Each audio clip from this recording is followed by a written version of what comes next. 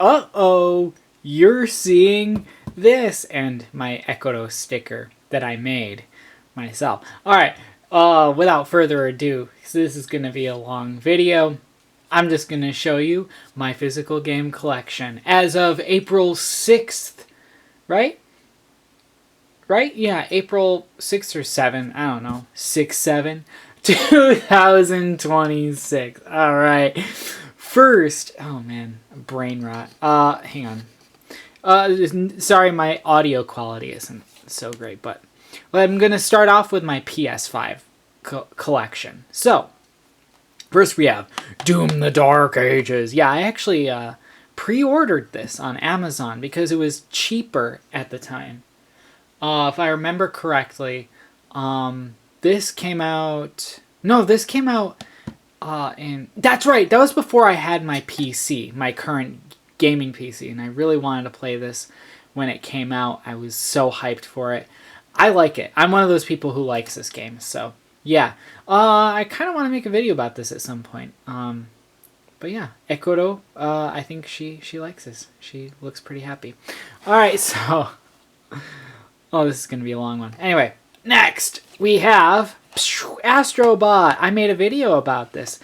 Really great game. I got the Platinum Trophy. It's not a hard Platinum to achieve, but it's such a great game. Love it. Love everything about it. I like the character. In Japan, they have like figures of this guy, of Astro, and like he lights up and everything. So cool. Anyway. Really great game. Next, speaking of great games, now this one I also pre-ordered on Amazon, and this bad boy I got on PS5 instead of PC because it was cheaper in physical form on PS5, and Silent Hill F came out on the same day, and I was like, well, why can't I have my cake and eat it too? And so I ended up getting this on PS5 because it was like over 2,000 yen cheaper, you know, and I don't need the high refresh. I don't have a monitor that supports high refresh anyway, so it doesn't even really matter. Or 4K, don't have a monitor that supports 4K, so it just made sense to get it on PS5. Plus, it plays great with a controller. And then we also have, this one's gonna blow people's minds here, and the sale sticker is still here, but Star Wars Outlaws. That's right. I got Star Wars Outlaws. Why? Because this guy was super cheap, actually. Used, I got it for about the equivalent of about like $13 US. It was like 1,700 yen, and I have a video idea for this one. You know, it's a game I've been curious about. I don't have high expectations or anything like that. I've heard a lot of negative feedback about this game. Mixed. But, hey, I don't know. I'm interested. Check it out. Sorry for the change in view, but I almost, I realized I was missing one last game, and it is... Yeah, that's right. Gunnar Gate. No, I'm just kidding. Stellar Blade. I don't know. I've always been interested in this game. Curious. You know, these sorts of action games. I don't actually know what kind of game this is, which is why I'm curious. And I'm actually pretty excited to check this out at some point. But yeah, that is my PS5 collection. I don't have many physical PS5 games, as you can see here, at least not quite. 1, 2, 3, 4, 5. I have more digital PS5 games, of course, like Gal Guardians, Servants of the Dark. I didn't originally plan to get that on PS5, but stuff happened, and I was like, screw it, it's on sale. I want to do something. Anyway, that's a story for another video. On to PS4. Okay, so I have a few more PS4 games here. Definitely more from last time. So, okay, so the first one is Destiny for PS4. Yeah, I have a video idea for Destiny. It's a long one, pretty long-winded, but yeah. I'm looking forward to looking at this game, though. This is a really interesting subject, something that I've been acutely aware of for some time, this series of games, Destiny, Destiny 2, so yeah. Anyway. Next, we have Devil May Cry 5, of course.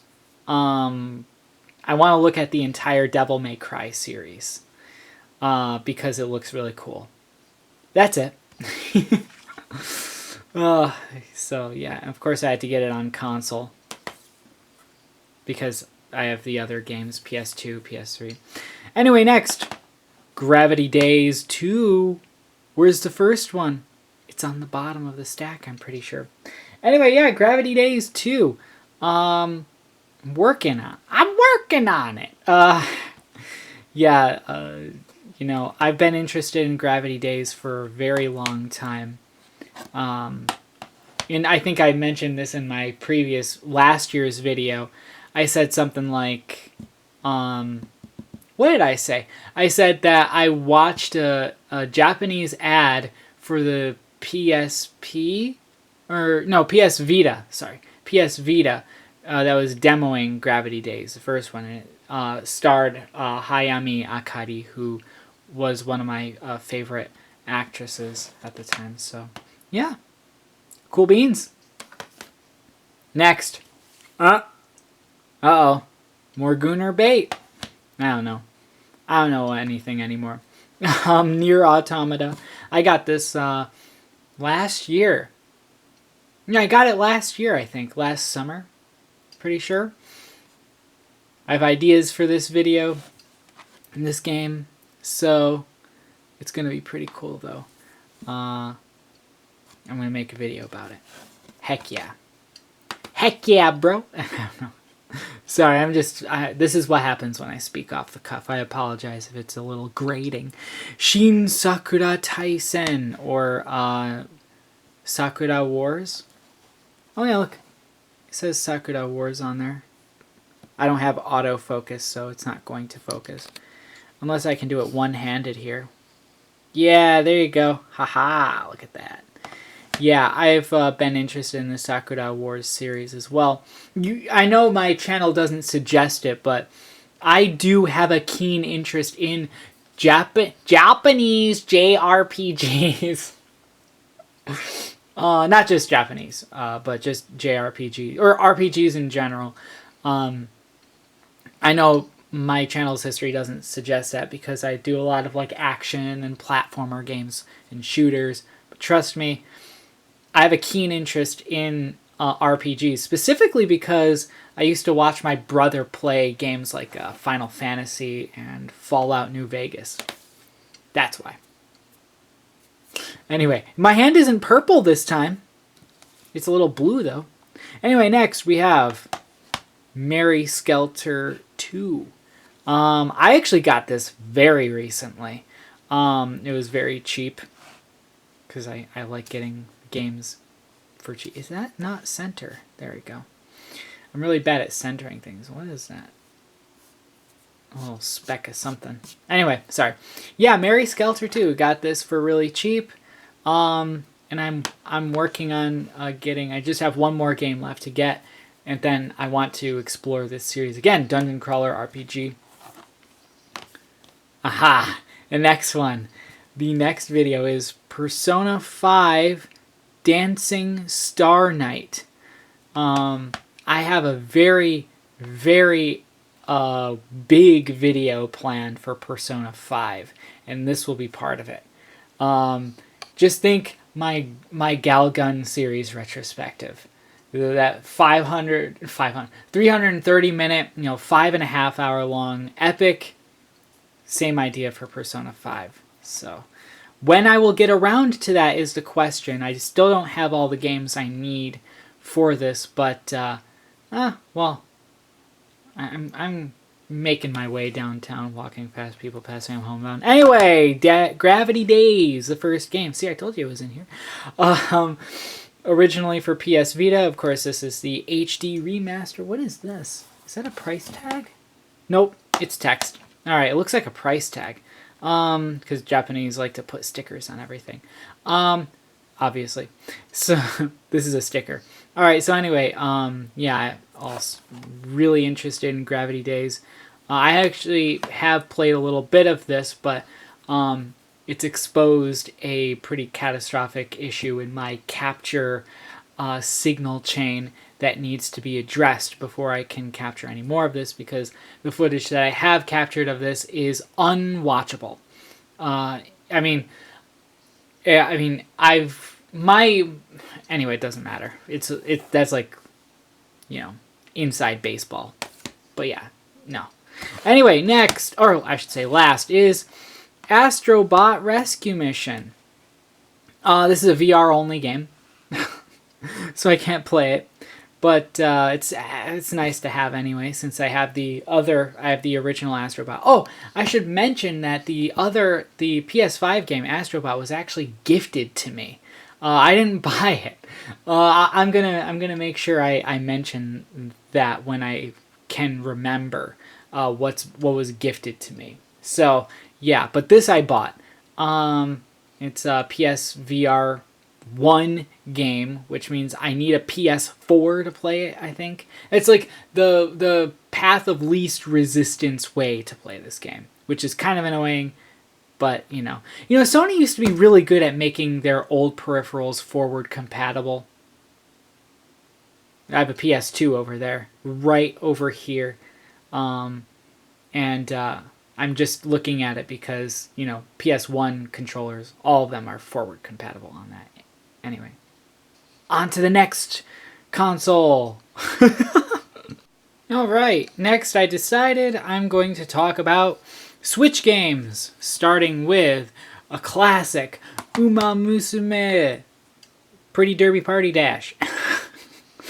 It's really interesting. I made a video about this, and it kind of didn't get views until last year, when this anime series just blew up in the West, and then everybody, it's like one of my best performing videos from that time. So it's pretty funny, but I really should come back to this game. Yeah, it's charming. Maybe the multiplayer is alive again. I don't know. We'll have to see. Or maybe I'm too late again. I keep forgetting I have this game, actually. But it's a fun time, though. I like the concept. If it was just a little bit more fleshed out, I think it probably... I don't know. Anyway, next we have Atelier Rise, Ever Darkness, and The Secret Hideout. This is the original version, of course. This is not DX. And, it's actually kind of hard to find these in physical form, even. I got this, gosh, when did I get this? A while ago. Around the same time, or probably, yeah, around the same time I got my regular Switch, I'm pretty sure.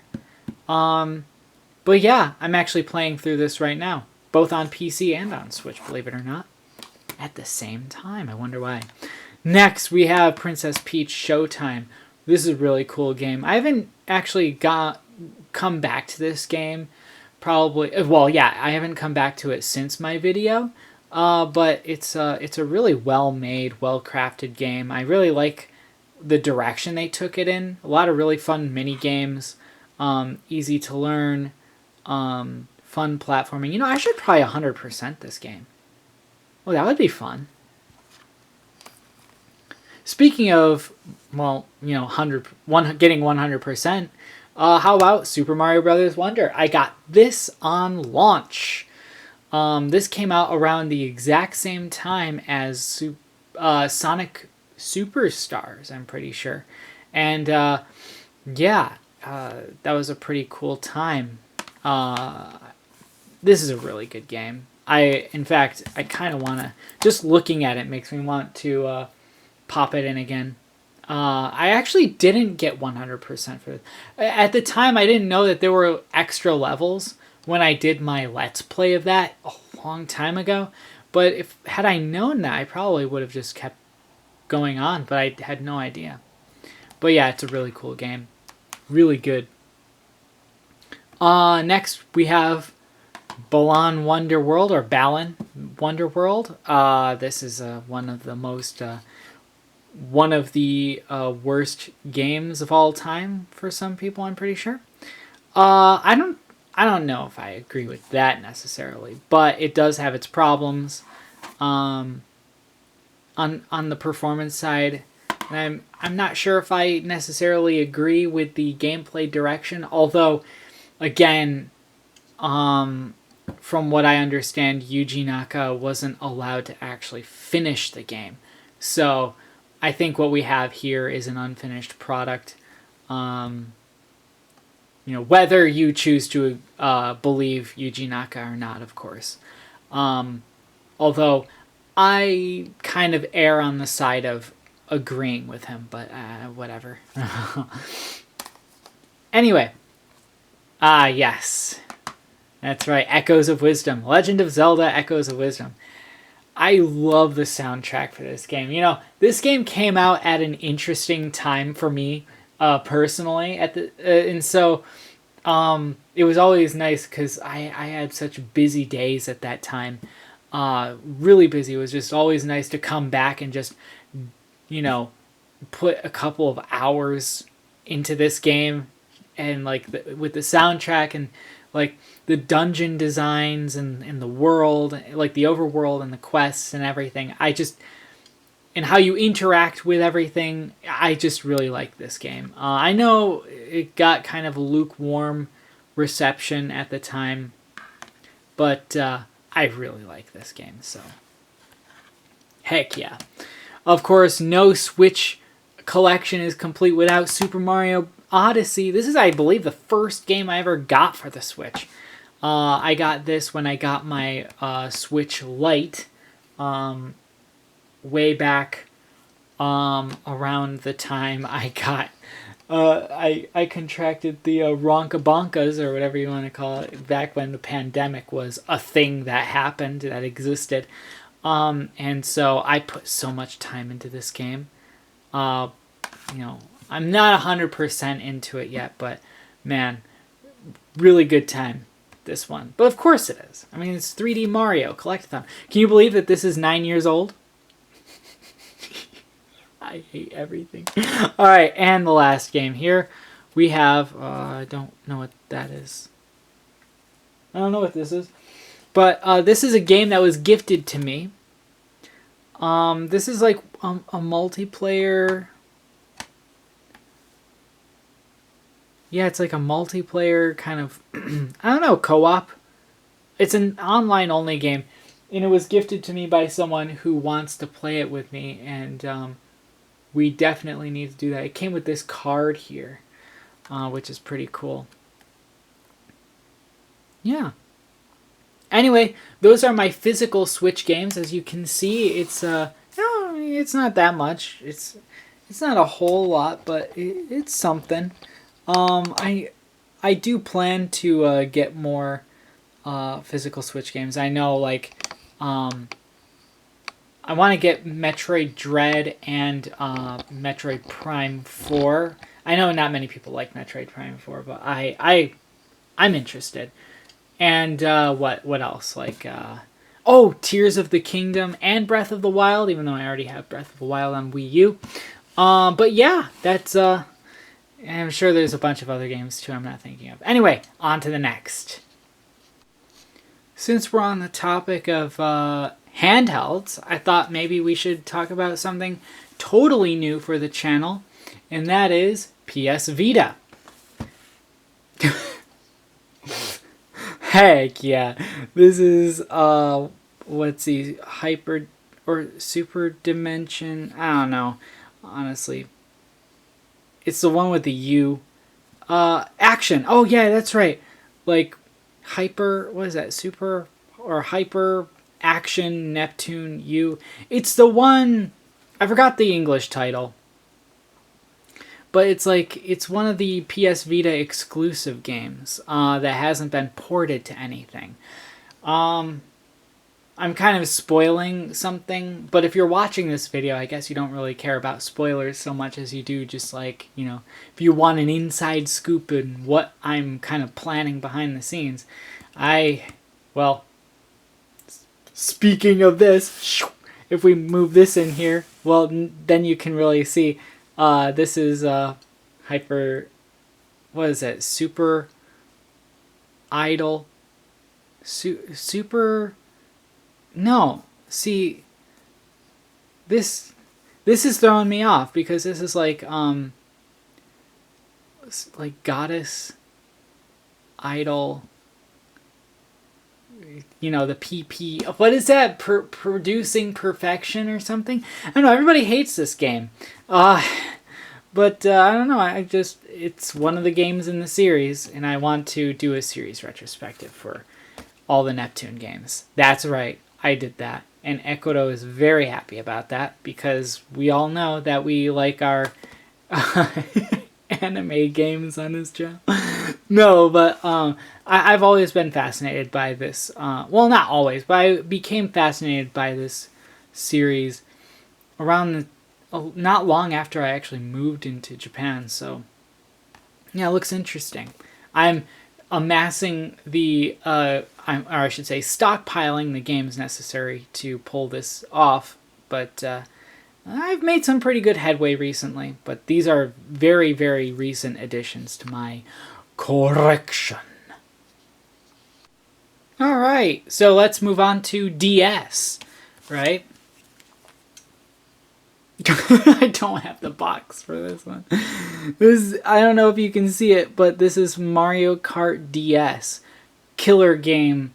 Doesn't matter if I have the box or not. This is an awesome game. I remember, oh man, I was grinding this game out one night. Just it's really great. You know, I haven't gotten past all the bosses, but you know, that's okay, man. It's fantastic. I love it. It's definitely one of my favorite. As a portable Mario Kart, I mean, I know Mario Kart 8 Deluxe is portable now, but, I mean, it has been for, you know, almost 10 years. But I have to say that this right here, I mean, the bus rides to school when this was new, epic. Anyway. Next, we have, I know there's an English title and it's not the same as what's written here, but all I know is this is Touch Kirby. And this is another really cool kind of puzzle platformer style of game. I like the happy face there. Yeah, this is a really cool game. I haven't finished it. In fact, it's been a minute. It's been a while since I've actually touched this game, but it's really great. Next we have Love Plus, right? Is that right? I have its sequel too, but I can't remember which one is which. This is, oh yeah, so this is Love Plus and this is Love Plus Plus. You know, I tried to play these games, but like, it requires like real-time like commitment. Something that I can't really make for a game. I don't know. Maybe I should try it again sometime. I have no idea. Last time I went on to, I think, this one here, it was like it was a year apart from the first and the second time I played it, and I was like scolded for, you know, not showing up or whatever. I'm like, oh wow, you're mad about that? Shee. Anyway, yeah, Love Plus and Love Plus Plus. Next, here's a good one. Star Fox Command. I remember this one. I had a friend in elementary school who had this on their DS.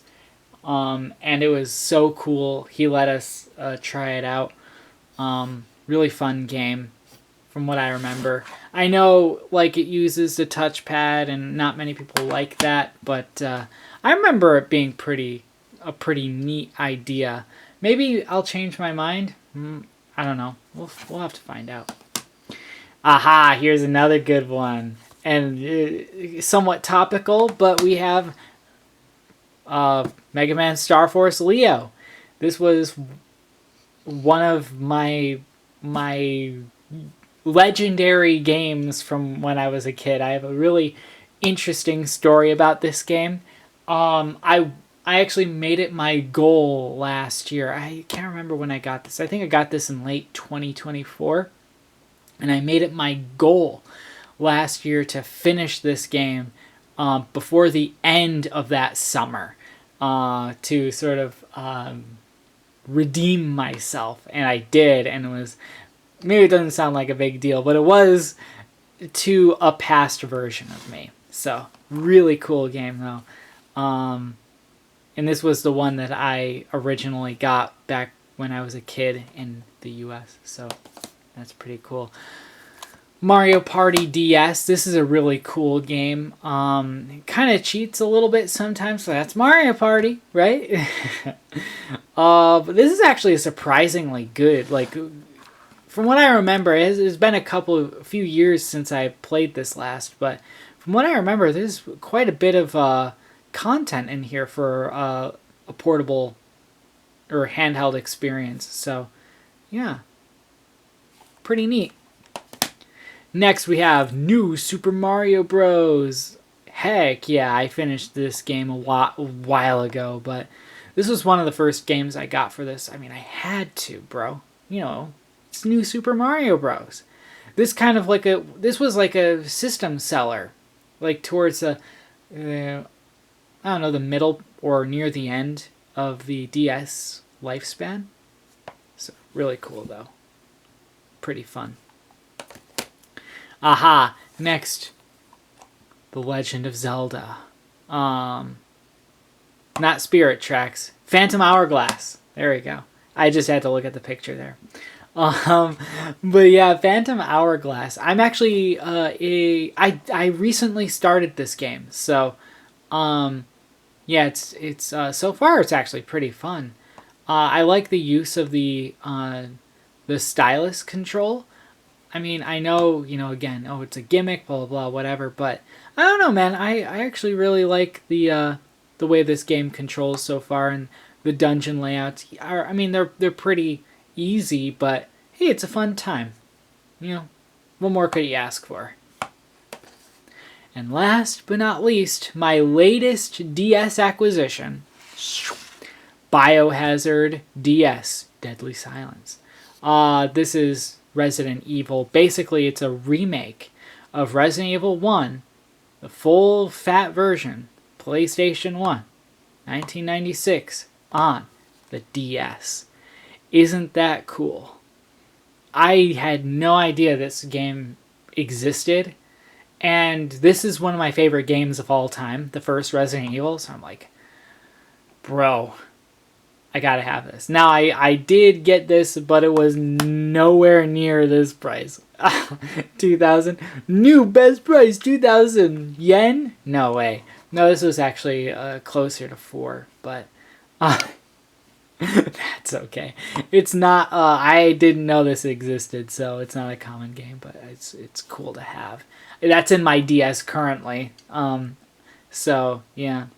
Anyway, that's my DS collection. It's I don't know, it's pretty decent. I mean, I know I'm missing some crucial games here. I'll put that there. I'm sure I'm missing a bunch of crucial games, but hey, some of these things I know, like Mega Man Zero collection. There's a Mega Man Zero collection cartridge for sale that's been at the same store that I've gotten most of these games at for years. It's still there. Maybe the next time I go there, I'll get that because I like the Mega Man Zero games. Anyway, well, since we're on the handheld topic, I guess we should go over what Game Boy games I have, right? A couple. So first, Rockman World, of course, or just Mega Man 1. I forgot, what was this, Dr. Wily's Revenge or something like that? But yeah, Rockman World.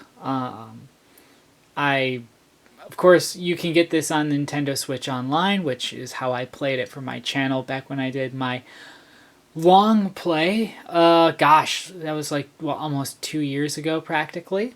I recorded one of those videos during a typhoon, and that was a really fun time. Anyway, doesn't matter. But yeah, I found this for really cheap, and I decided to pick it up one night on my way back from an excursion. Really cool. And I only have one other one, and that was this guy, Legend of Zelda, not Devil's Island. I forgot the name. What is the name of this one? Link's Awakening. That's right, Link's Awakening. And this is a Game Boy Color game instead of regular Game Boy. But yeah, I don't have many Game Boy games, to be honest. However, last time I showed my Game Boy games, I said I didn't really have anything to play them on. Well, last summer, that changed. I got the Game Boy Color. It's the purple one. My favorite. Only one problem. The start and select buttons are not making contact with the board. And I think it's just because I need to go in and clean it. But aside from that, yeah, look at that. It works. I did test it out. I mean, the audio is a little bit not right. I think the speaker is probably shot. But hey, that's all right. The headphone jack does work, though. Nice. Anyway, yeah, that's that. Ooh, did you see that? Ooh, are those PS3 games? Alright, so next I decided, how about we do Wii games? This is where things get a little bit crazy, since I have a pretty nice stack here. So, first we have Sengoku Musou 3 for the Wii. I played this game, a little bit of it. I got this for super cheap a few years ago, and its price has gone up since then. I don't know why. But, yeah, it's a Koei game before the Koei Tecmo merger, apparently. So, yeah, Sengoku Musou 3. This series is really, really popular. So, yeah. I didn't really know how to play this game when I got it, but now that I've experienced more games of this style, I think maybe I would have better luck with it nowadays. Anyway, wait, is it compatible with the... Yes, it is. Nice, nice, nice. I actually like the Wii Classic controller. Yeah, I don't know. That's neither here nor there, I suppose. Aha! Sonic and the Secret Rings! I made a video defending this bad boy. I like this game. It's aged better than I remembered it from when I was a kid. I remember not liking this very much when I was a kid. I liked the cutscenes, I liked the story, but the gameplay I just couldn't get into. But nowadays, I can respect it. It's pretty cool. Pretty cool, I think, anyway. If you have a little bit of patience and you don't overthink the motion controls, it's actually not that bad. Speaking of Sonic, we got Sonic Colors.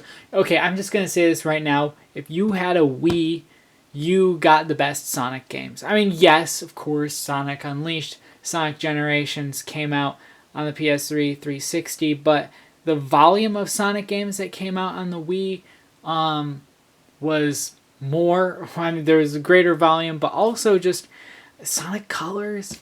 And for me, like Sonic and the Secret Rings. Those, I mean, I don't know, man. I just, maybe I'm just too much of a Sonic fanboy, because I'll just eat whatever slop. Speaking of which, not really. This isn't slop. This is actually a genuinely good game. Sonic Riders, Shooting Star Story. That's what this is called. But this is Zero Gravity in English. Really, really cool game. I don't know if I like it as much as the first game. I have to actually, that would be a pretty cool idea to go back and revisit these games. But this is still a really awesome game. As someone who likes racing games, this is pretty excellent. Next, we have this one. Mario and Sonic at the London Olympics. What is this? 2012, I think. I did a long play of this. This game is so weird. It's like a... Yeah. I should do a series retrospective of these games in particular. I think that would be a pretty interesting thing. And I'm running out of things to say because the cover art for the next game is... distracting me because it's so cool. The Japanese cover for Sonic and the Black Knight is awesome. I mean, look at that. That looks so cool, doesn't it? Or maybe it's just me. I mean, in America we got a pretty cool cover. I don't exactly remember what it looks like, but this looks really awesome. I'm surprised they didn't just keep this for the North American cover, because this is really cool. Also, not a bad game. It's one of those games that, you have to kind of learn, and there's definitely more post-game content in terms of, commitment to the game and its mechanics in order to get really the fullest experience. The fullest experience of its content, I think. Just playing to the end of the story, of course, it's only going to be 2 or 3 hours long, but really it's about the grind. Well, not grind, but getting the materials, crafting the swords so that you can perform better and get higher ranks in the stages, plus stage memorization, all that fun Sonic stuff. Anyway, Mario and Sonic at the Olympic Winter Games. This is probably my favorite in the series. I remember when this game came out, it's so, I don't know. I really like, I think this is where the series peaked, which is kind of funny because it's the second game. I don't remember if I played the DS version, but the Wii version's where it's at. Aha, here we go. Donkey Kong Country Returns. Or no, just Donkey Kong Returns, my bad. I actually haven't played this game yet. I've had it for a while, I understand. I got this in preparation for a series or a video or something that I want to do with this. So, I will look at it at some point. And this is back when Donkey Kong looked like this. Remember that? Remember when he had the Jimmy Neutron hair? No, it doesn't matter. Anyway, I'm being facetious. Alright, we have Super Mario Galaxy. One of the best games ever made, in my opinion. This is one of my all-time favorite games. Really, really cool. Really, really fun. Really well designed. How could they make it better? Well, somehow they did something to expand on it in a way that made it make a very transformative experience out of Super Mario Galaxy 2.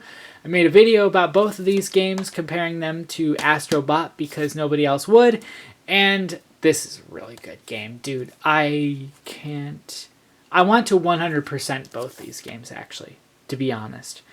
They're just so well made. I mean, there's a reason why these got re-released on the Switch twice, so there's a reason for that. Next, we have this, which is Mario's 25th anniversary, the Super Mario Bros. Super Show. I'm just kidding. This is basically Super Mario All-Stars with, I believe, an art book and a DVD of some kind. Honestly, I just got it for the games.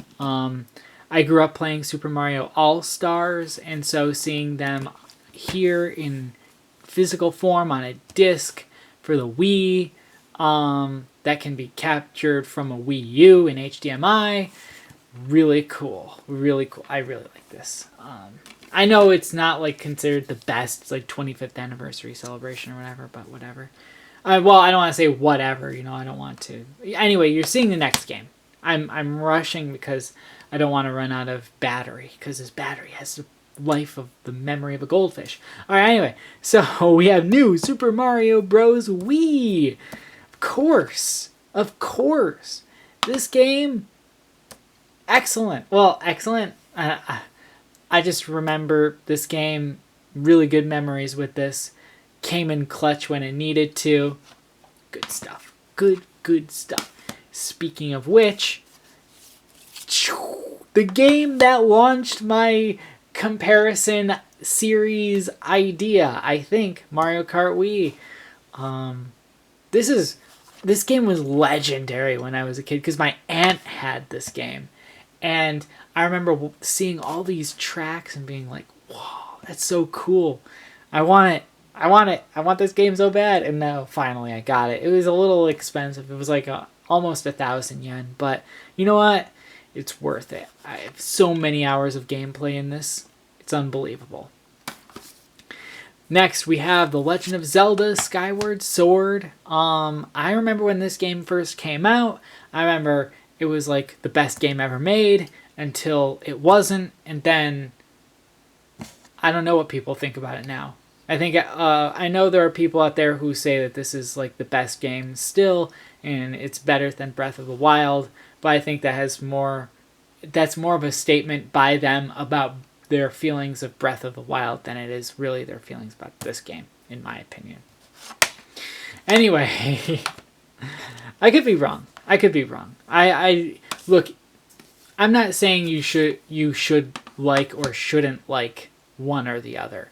Personally, I just don't see what exactly the point of comparison is. They're just fundamentally different. Although Breath of the Wild does borrow some elements, gameplay elements from this, for what it's worth, but I don't know. Anyway, Mario and Sonic at the Olympic Games. I had this originally on the Wii and the DS back in the day.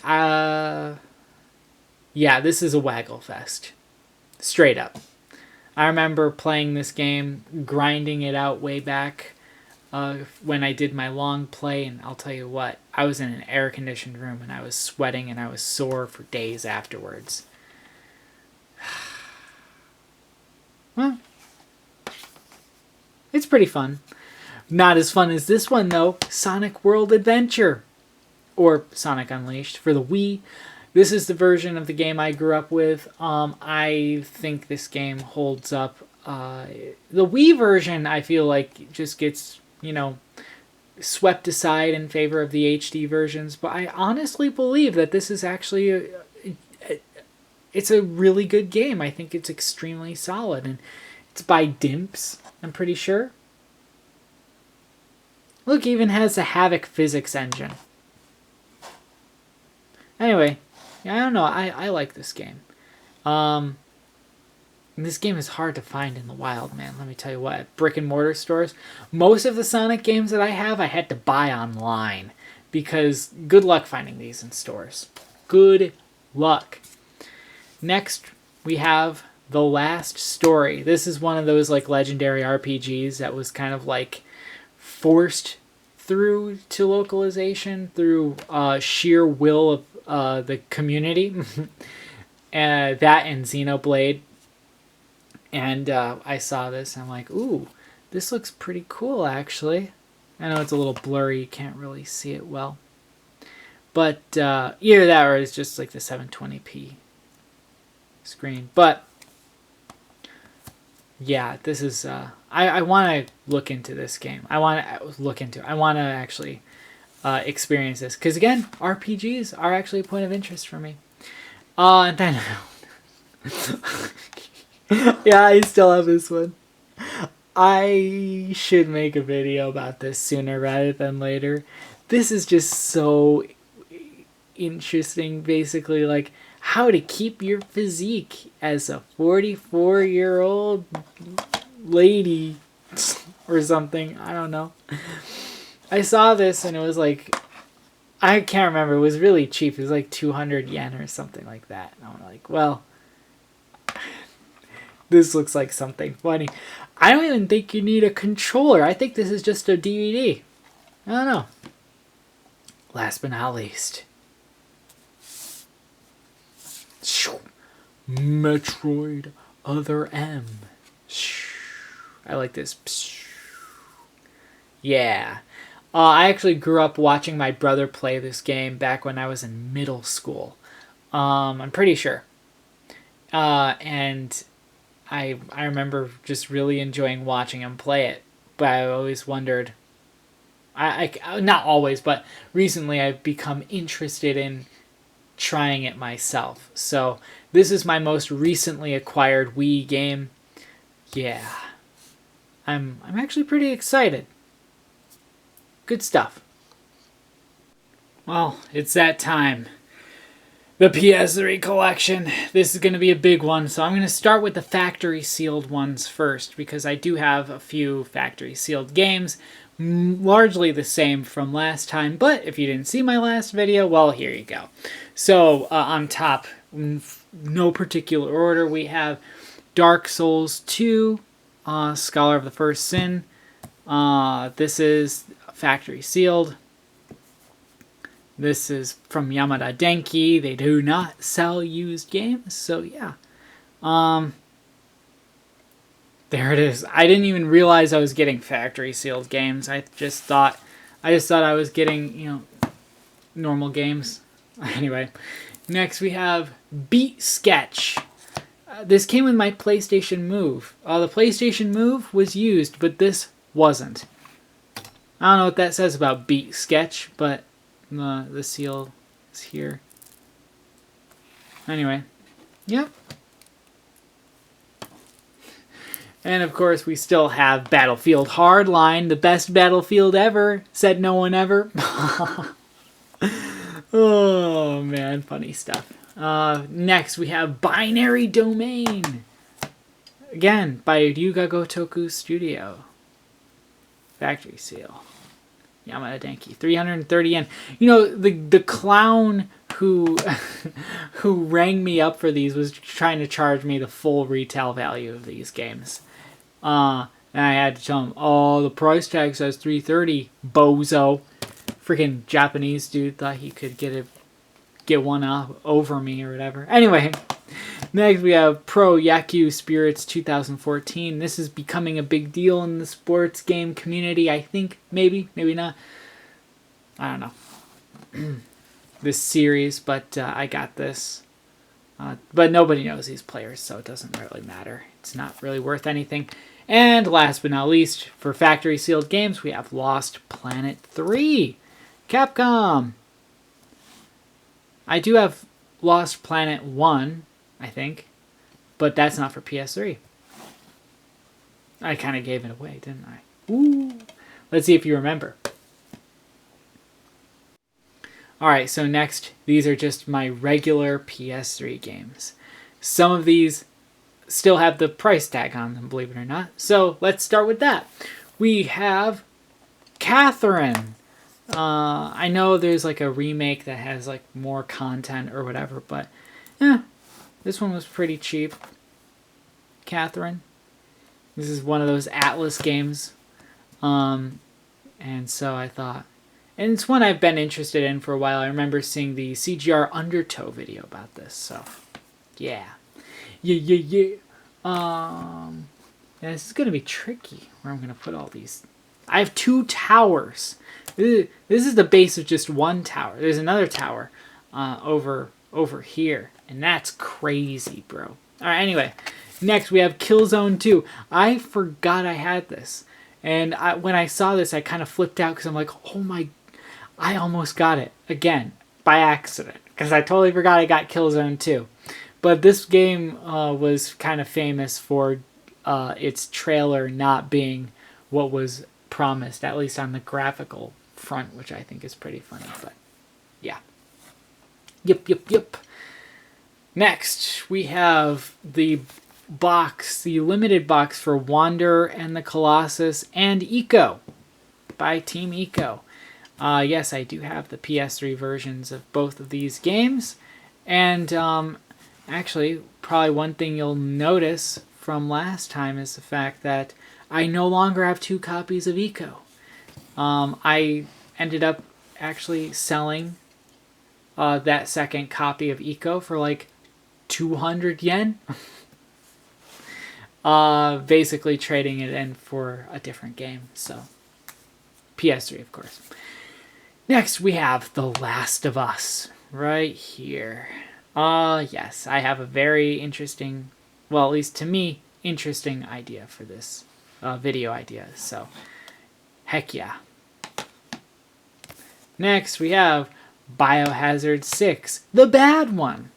Or, I don't know, I guess some people are saying that the Biohazard 7 and 8 are the bad ones. I don't know anymore, man. I don't know. Anyway, next we have Dark Souls. Yeah, the Dark Souls of Souls games. Am I right? Is that a joke that I can say that's kind of mildly funny? I don't know. Anyway, yeah, Dark Souls. I know this is like the worst version. This is like the worst version of this game to have, but I have it, so heck yeah. Next, God of War. God of War 3, because duh, this is like one of those must-have games for a PS3. I think it's a late life game too, so utilizes the power of the cell. Next, Need for Speed Pro Street. Heck yeah. I actually grew up playing the Wii version of this game, but I found the PS3 version at the store, and I thought, hey, this looks pretty cool, so I got it. Yeah. Next, Nier Replicant. I got this. I can't remember when, actually, but yeah. I have an idea for this game. Just saying. Speaking of ideas for this game, I also have Destiny again. But this is the complete version, at least for the PS3. So that's going to be pretty cool to look at, or explore, so to speak. Next, we have Final Fantasy X and X-2. Heck yeah. HD Remaster for PS3. Next, we have Final Fantasy 13-2. Really cool minimalist artwork there.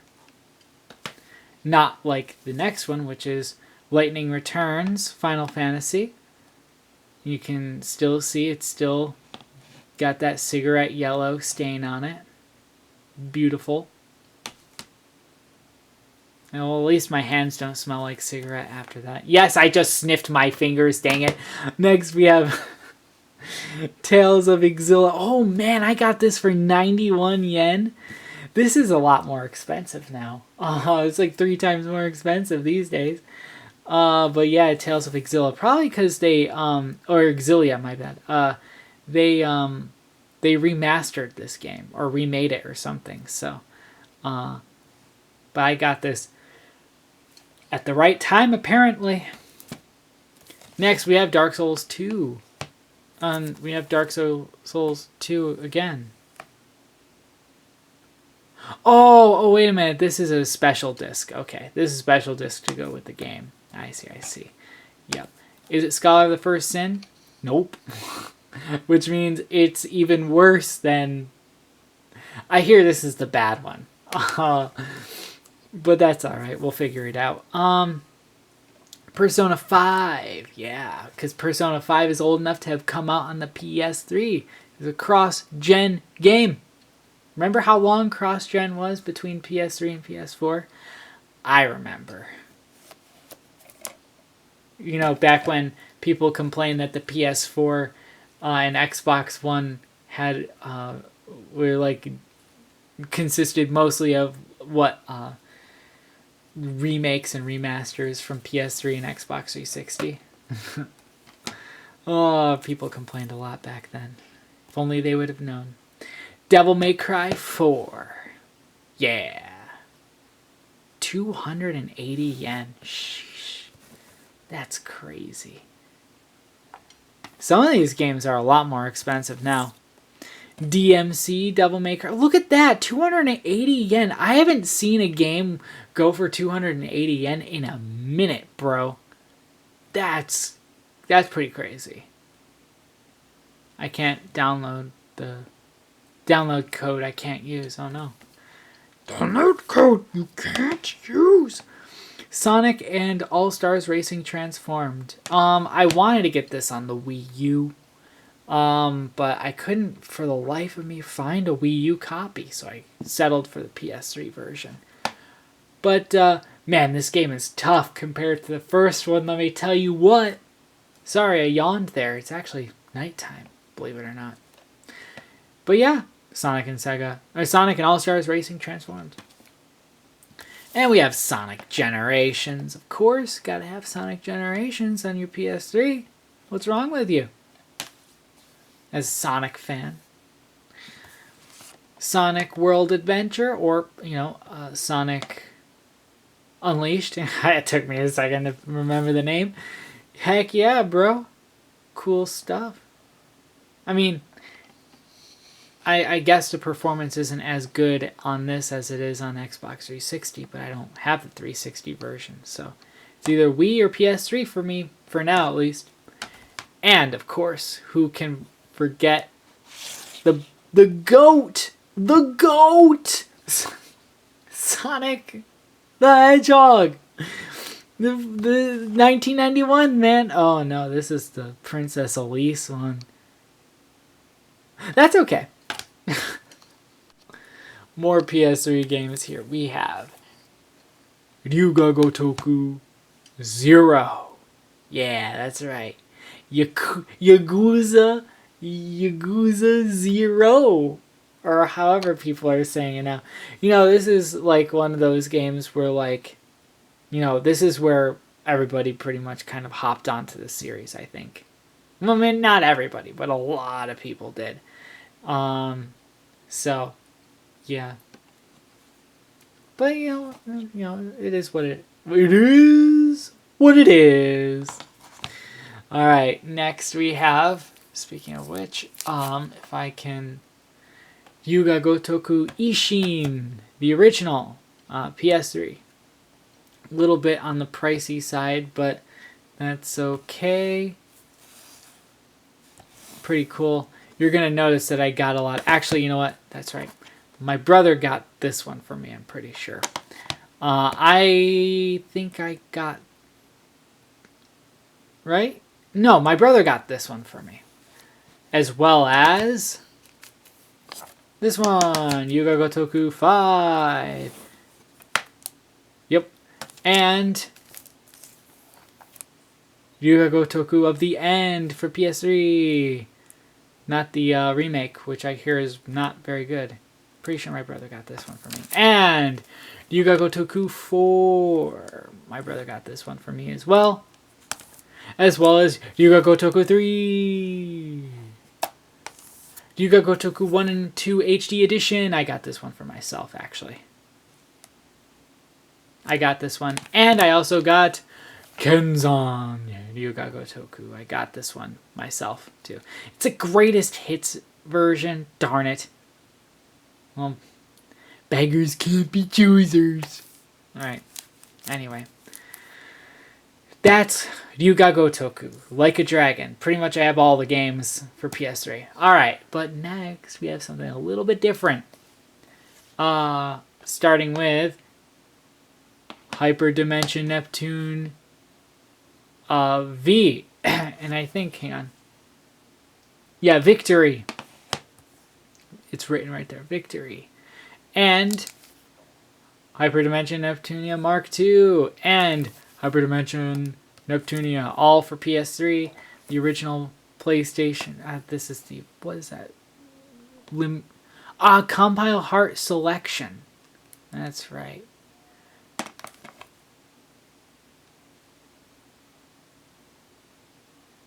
Did you hear that? I don't know, I thought I heard something weird. Alright, anyway. Yeah. Pretty cool stuff. I have plans for this series retrospective. That's literally what I'm planning for this. But something completely different. Call of Duty 4 Modern Warfare. And I do have this for PC, but holy crap, the PC version, I heard that sound again. Anyway. Maybe I'm just hearing things. I don't even know what time it is. Maybe that's the problem. Call of Duty 4 Modern Warfare. Really cool. Really cool. It's a game I remember playing a lot with, especially with my friends. Couch co-op, or not couch co-op, but couch multiplayer. Yeah. I have it on PC too, but I feel like it just plays better on PS3. Oh man, that's gonna make me a lot of enemies because I know Call of Duty is, well, at least at one point was a PC centric series. Gran Turismo 5 surely wasn't though. This is a PlayStation exclusive, bro. And GT5 is really fun. I actually put a lot of time into this game last year. Really cool stuff. Really cool stuff. You know, Gran Turismo is one of those series, I just want to say really quick, that like you grind out for like days and days and days on end, but then you kind of just hit a wall and you're just like, you can't progress. So you move on to something else. You leave this alone for a long time. Then you come back and then again you just make days and days and days and days of progress. That's how I feel about the Gran Turismo series anyway. I don't know what it is. But speaking of GT, how about GTA 5? Yeah. Remember when this came out originally for 360 and PS3? Or PS360? Remember that? It wasn't on PC yet, and PS4 and Xbox One didn't get a port until about a year after this, so in 2014. I have ideas for this one. Let me tell you what. And now we're going back to RPGs with Final Fantasy 13. Heck yeah. This is the bad one, apparently. Well, back in the day, I remember everybody saying, oh, this is a bad one. But then also a lot of people complained that this wasn't PS3 exclusive, that it was 360 cross-platform, but it turned out that the PS3 version was better anyway. Had better performance than the 360. In fact, I think the only way you can get the 360 version of Final Fantasy 13 to run as well as the PS3 version is on the Xbox Series X. Or I should say better than PS3 version. I'm pretty sure anyway. Could be wrong, but I don't think I am. Or maybe I am. I don't know. Call of Duty Black Ops! Good memories with this one. Zombies, multiplayer, and I played through the story years ago. This is actually censored, but I'll save that for the video. Censored from the American one. Next we have Cross Blades featuring Ayumi with her Cross Blades, published by Ubisoft, believe it or not. Not Boobisoft. Oh man, my filter is off. Yeah, Ubisoft published this guy. The original Spider-Man PlayStation logo on the side there, which is pretty cool. But yeah, I want to talk about this game and its sequel, which I do have on PC, I'm pretty sure. Heck yeah. Next, we have Dragon Ball Raging Blast 2. You know, it's funny, when we talk about... I keep hitting my tripod, I apologize. But yeah, no, one of the interesting things about, like, when you think about Budokai, Tenkaichi, and all that stuff, like, in Japan it's just Dragon Ball Z, Dragon Ball Z 2, Dragon Ball Z 3. That's the name of those games. No Budokai or anything like that, but, I don't know, I heard mixed reactions to this game, but the mixed reactions depend on whether or not you have any of the previous games, I think, because this doesn't add much content to those previous games, but because I don't have any of the previous games, I thought, well, I mean, this one is as good as any of them, right? So, I don't know. We'll see, I guess. You know, maybe that would be an interesting idea, looking at all the Dragon Ball Z games ever made. Yeah, that'd take a lifetime and a half, huh? GTA 4. This is the greatest hits, or the best. PS3, the best edition of it, which isn't the best, but you take what you can get, right? Got it for a discounted price at least, and it's one of my favorite games ever. So great, I bought it thrice. I have it on PS3, 360, and PC. So next we have, if I can grab it here, Demon's Souls. Of course, you can't have Dark Souls 2 and Dark Souls 1 without Demon's Souls. PS3. I don't know why, the game just seems to like be best on PS3. Maybe it's just me. Fitting.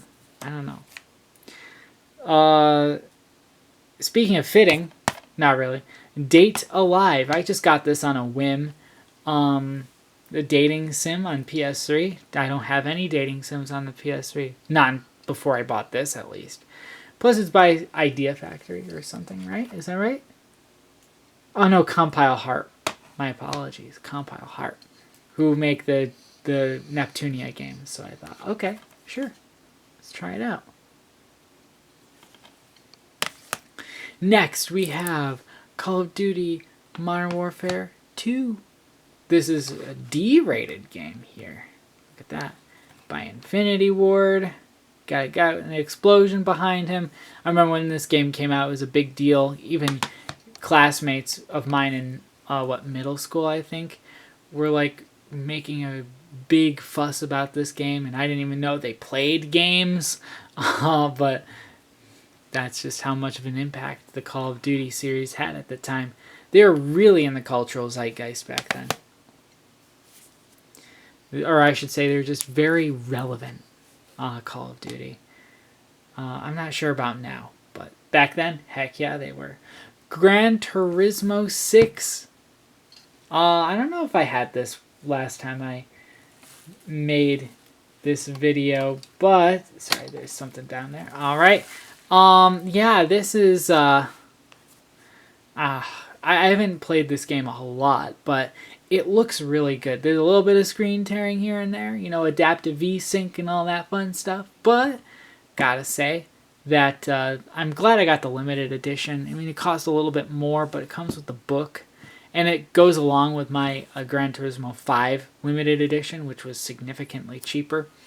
But I had really good luck installing this game, though. I mean, it took 3 or 4 hours. But I remember when I installed this game, it was right after I had finished getting the Platinum Trophy for Sonic Generations. That was a year ago. It feels like a longer time ago, but it really wasn't. Next, we have Resident Evil 5. Or Biohazard 5, I should say. This is the not as bad as the next one. Bad one. Yeah, I've never played it, but I'm looking forward to it. And of course, no PS3 collection is complete without Galgun. This is the version, this is what I played, of course, for my video. I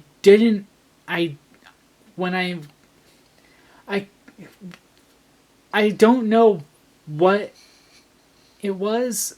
I just used the PS3. I know that it originally came out for 360. I understand that. And then it was ported to PS3. But it was just easier to find the PS3 version. And I wanted to do the PlayStation Move. That was one of the big deciding factors. Plus, I found this game. This is one of the first PS3 games I bought, actually. So, it was... because Galgun Returns came out around that time, and so usually what happens is when a game, like an older game, gets remastered or remade, the older versions or older physical copies of them end up being sold to secondhand stores, or secondhand stores will start putting them out on shelves in order to drive sales. So, yeah. And finally, last but certainly not least, is my most recent pickup, One Chambara Z Kagura with No. This game, I've been watching. It's been on my Amazon wish list for years. But I've been holding out because you never know when you might find it in the wild. I did find it in the wild, and I knew that it would be my only shot to get it, so I got it, and I'm glad I did. Because I like the One Chambara. I have it on PS5, and I also have the One Chambara Origin on PS5, and I have One Chambara Origin and Z2 Chaos, I think it's called, on PC as well. So, and I have the PS2 original. So, slowly but surely, I guess I'm acquiring the One Chambara games. But I like the gameplay loop for Origins and the original, so I think I'm going to like this one too. Anyway, that's my PS3 collection. Next, let's talk about Nintendo 64 games, shall we? So, I haven't really gotten any new Nintendo 64 games since last time, but we have Kirby 64 here. I got this a long time ago, actually. How's my battery already low? That doesn't make any sense. Anyway, next we have F-Zero X. This is a game that that I was really I actually got this in the box. I'm one of those people who would rather just have the cartridge than also have the box, because those boxes are really fragile, and I live in a hobbit home that has no space, so I don't have any place to put boxes, but well, that's beside the point. What's this? MRC. Actually, I think the Beast did this game for this, beating every Nintendo's N64 game. I couldn't figure this game out when I first got it, but he did, so if he did, I can too, right? I haven't played it in a long time, though. Aha! Next, we have a classic here. Zelda, Ocarina of Time, of course. You can't not have Ocarina of Time for an N64 collection. It's one of the first games I got, actually. Alongside this bad boy, Super Mario 64. I'm pretty sure this one is the good copy, I think. I used to have 3 of these. Now I only have 2. And, I can't remember. One of these has a dead save battery, which is why I got 2. But then I lost one, so I got a 3rd one. And I don't know where the 3rd one is, but it's somewhere in here, I think. And I know the 3rd one is totally different from these two because it's this cover, but it's totally, like, faded. Like someone just left it out in the sunlight for 25 years. Anyway, next we have Wave Race 64. This is a really cool game. I actually tried this game out one time. I can't remember what it was, but I was just kind of like waiting to... I like had an appointment or scheduled thing, but I had some time, and so I was hanging out one summer, and so I'm like, you know what, I'm just gonna play some Wave Race 64 to pass, like, I don't know, 30 minutes or something like that before I had to go. Yeah, it's a pretty cool game, though. Next, we have Ogre Battle 64, which is not Castlevania 64. This is actually a what is it, like, a tactical, like, RPG with auto battling elements. Or it's like an auto battle system. But yeah, tactical RPG. It looks pretty cool, though. Anyway, I'm kind of glad I have it. It's kind of heavy, too. And of course, we can't have Nintendo 64 without Star Wars Rogue Squadron. This is a really cool game, and I did a long play, I think, of this game. Wow, gosh, almost 3 years ago. Really cool. But speaking of Star Wars, we also have Shadows of the Empire. This is a game that I'll probably always come to the defense of, because I actually unironically like this game. Not many people do, or people have to, like, give it a list of qualifiers in order for them to, like, justify, why they think it's actually not as bad. Like, oh, it's good for a launch game, or it's good for a whatever. But I just think it's a pretty solid experience, actually. And it really captures like a moment in Star Wars media history that just has been lost. Lost to like time mostly. It just has that vibe. It's hard to explain, but if you were there like before the net time frame while the prequels were being made, but before Phantom Menace, it's a vibe. It's really cool. I like it. Next we have Yoshi's Story. This cartridge is not that bad. I actually had a hard time getting this guy to work, but I think it has mostly to do with the connectors and the connector pins in my N64 than actually the cartridge itself. But I got this because I heard it was bad, and I'm like, can't be that bad. Nah. At worst, it's probably just like, too easy or something. Mario Golf 64, of course.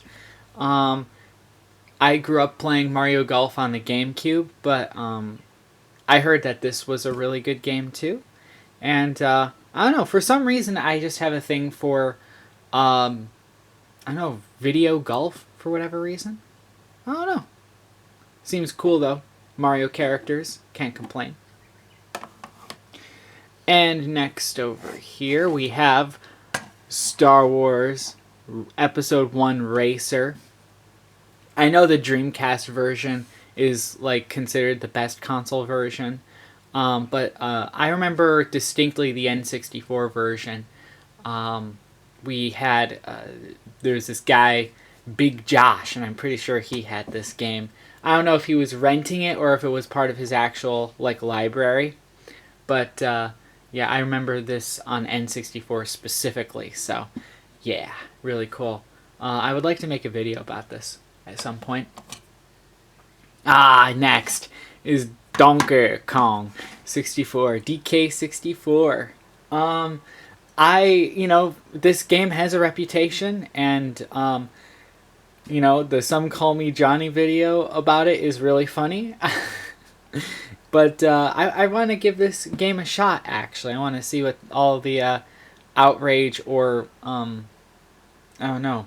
But then like Mike Matei said that this was like used this as an example of like a great platform. Oh no, not Mike Matei. Sorry, it was in one of the Mike and Ryan Talk About Games episodes where they talked about N64 or PlayStation. They said that Ryan used this DK64 as like alongside Super Mario 64 and what was it? The Banjo-Kazooie as like examples of great platformers for the N64. So I don't know. It seems kind of mixed. Some people who grew up with this like this. Some people in contemporary or nowadays don't. I don't know. We'll have to find out. I got the expansion, the RAM expansion specifically for this game. Believe it or not.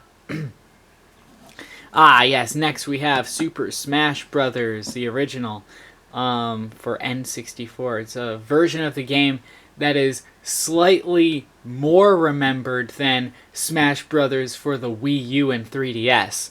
I think when it comes to the games that people in this series that people remember the most, or the least, this is like second from the bottom, only compared to the Wii U / 3DS version. But yeah. Are people still playing the Wii U version competitively? I have no idea. Next, we have Pokemon Stadium 2. That's right, Pokemon Stadium 2. I don't remember why I don't have the first one. I just decided not to get it. I don't know. But I grew up with the first game in America. So I thought, oh, this was one of the first N64 games I got, actually. That alongside, of course, Mario Kart 64.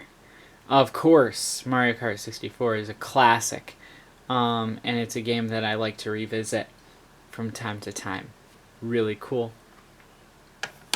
And then we have Mario Party 2. Of course, Mario Party 2. I think, I can't remember. It was either this or 3 that I played while I was in university. I actually couldn't remember, but I mean, there are only 3 Mario Party games, and they're pretty easy to come by, so yeah. Alright, and I forgot that this was in my N64, but this is Star Fox 64, of course. No collection is complete without Star Fox 64. And there's one more game, but I don't know where it is. I have no idea where it went. But I do also have a copy of Majora's Mask, The Legend of Zelda Majora's Mask. I have no idea where it is. My guess is that it's in the box, and I don't know where the box is. Yay for Hobbit housing! One of these days. Anyway, that's my N64 collection. It's not huge. Let's see, 1, 2, 3, 4, 5, 6, 7, 8, 9, 10, about 20 games. I mean, that's what is that, like 3% of the library, something like that? I don't know. Anyway, on to the next. Okay, so after charging my battery a little bit and some searching, I did find 2 more N64 games. And here's my Majora's Mask cartridge. I was really worried about this one especially because I'm like, oh, come on. I can live without, a third copy of Super Mario 64, but you know how expensive this cartridge has gotten just alone? I got the box, and even the box was cheaper or about the same price as now just standalone cartridges for this game go for now. So I'm so glad I didn't lose this one. And then, of course, we also have Diddy Kong Racing, which I totally forgot that I had. But yeah, Diddy Kong Racing. I'm going to make a spreadsheet of all the games that I have. So that that's why I have like towers of games behind me, because I'm just going to go and catalog everything. But yeah, that is my N64 collection. In total, I have 21 games or something like that. So yeah, good stuff. So next I'm going to do Famicom games, because I don't have very many, because I don't have a Famicom. I did have something that could play Famicom games, but that died. But anyway, we have Rockman 5. Yeah, this is actually pretty cheap, this cartridge, or at least it was. They can go for pretty cheap. Rockman and Rockman 2 and 6 are the most expensive ones but yeah, Rockman 5. And speaking of Rockman 5, here's Rockman 4. 4 and 5 are probably 2 of my favorite games in the classic Mega Man series, from what I remember at least. But that's pretty cool. And of course, you can't have 4 or 5 without 3, Rockman 3. This is a game I remember when I was a kid was my favorite in the series. These days I'm not so sure, but I should go back and replay it, because I feel like my opinions on this have gone sky high to rock bottom to I don't know where now. So this will be an interesting game to eventually revisit. Next, we have Super Mario Bros. 3. Now, Super Mario Bros. 2 was a Famicom Disk System game. So I don't have that one, but I do have 3, which came in the cartridge, because the Disk System was only relevant in Japan for, I think, a year. So, yeah. Super Mario Bros. 3. Pretty cool game. One of my favorite games of all time. And, of course, original Super Mario Bros. As you can see, I got this for a pretty penny, actually. 500 yen? That's well, that's for a standalone cartridge for one of the most popular best-selling games of all time. That's actually pretty high price, but oh. That's my Famicom collection. That's it. That's what, 5 games? Not so many, but that's alright. Now let's upgrade to the Super Famicom, starting with stacking these things on top of each other and reaching over with my wrong hand. Alright, here we go. Rockman's Soccer. I don't really like this game very much, but that was last time I played it was like 2 years ago, so maybe I'll like it better. I don't know. I have no idea, to be honest, but yeah, Rockman's Soccer. Next we have, well, let's just continue with the Rockman stuff with Rockman X. Heck yeah. This is a really cool game. And I find that this game actually feels like it runs better on Super Famicom than it does on PC. I don't know why, but maybe that's just me. And of course you can't have Rockman X without Rockman X2. And Rockman X3. These games are actually really easy to come by. I see these all the time. And they're not that expensive, too, considering what they are. Especially X3, which was kind of a cross-platform game back in the day. Next, we have Donkey Kong Country, or Super Donkey Kong in Japan. Of course, classic game. And we have Legend of Zelda, Link to the Past.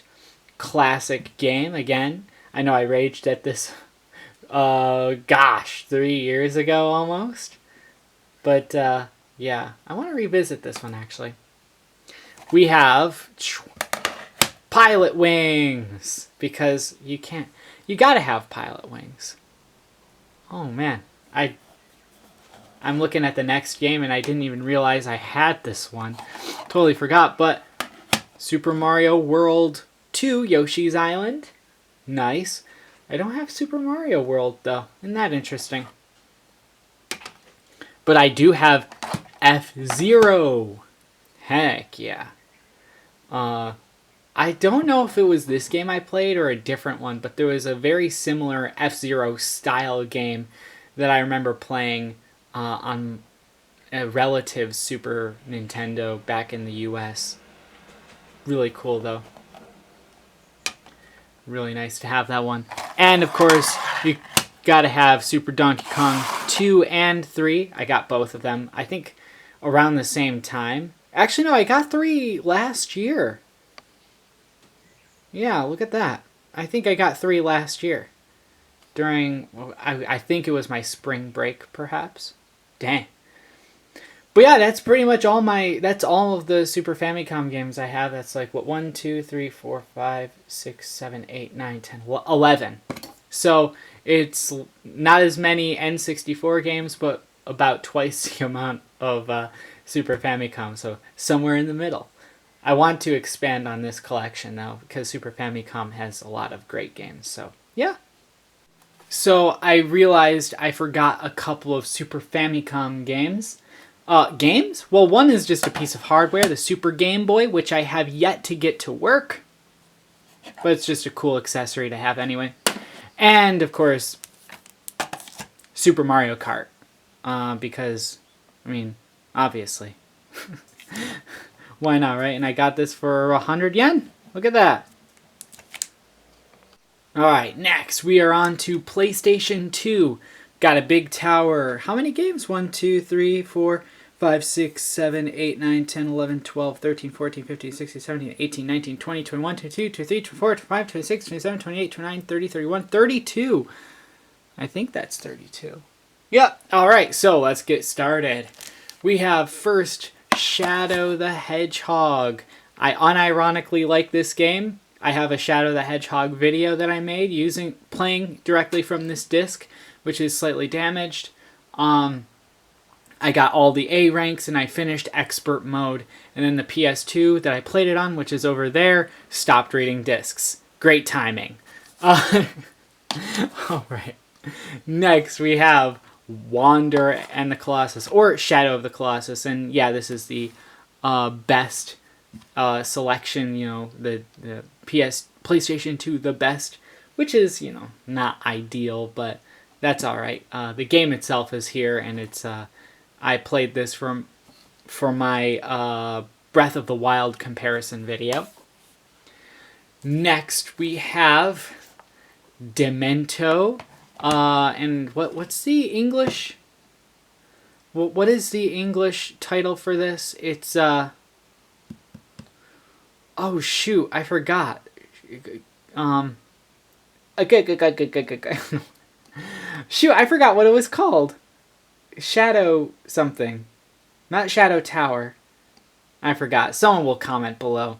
But I really want to do a video about this game. So that's why I got it. It's a little bit pricey though. Ah, yes. Rockman X Command Mission. It was easier for me to find the PS2 version than the GameCube version. Of course, I would rather have the GameCube version since that version, I presume, runs better. But, you know, PS2 ain't bad. I mean, I was able to finish Shadow the Hedgehog on PS2. So, if I could do that. Right? Next, we have Rockman X7. I almost forgot which game I had between 7 and 8. Now I know. I have 7. Don't have 8. Spoilers. But yeah, Rockman X7 is one of the worst games ever made, apparently. Not really. But I really want to give this game a look at some point. So yeah, it has a cool cover though. Anyway, here's a game, Dog of Bay. This is a CD-ROM game, so this will actually run on my my PS3 because it doesn't. The only discs it doesn't read are the PS2 DVD games and Blu-ray movies, but that's for a different reason. But yeah, Dog of Bay, one of the most confusing rhythm games I've seen, and it's a little terrifying to look at if you look at it too closely. It's like you take cats, but then you make everybody a dog instead. Now to something completely different. We have GTA Vice City. I remember putting a ton of time into this game on PC back in the day. And this is a really fun game. I actually did play a lot of the story for this back in the day. So, didn't finish it on PC, but looking forward to trying out the PS2 version. Yeah. Speaking of GTA, I also have GTA San Andreas. And GTA San Andreas is a game that I've also sunk many, many, many hours in. And I think I got stuck on the PC version in about the same exact place as everybody else, and that's the RC airplane mission. So yeah, but maybe I'll have better luck on PS2. Next, we have Ka, or Mosquito.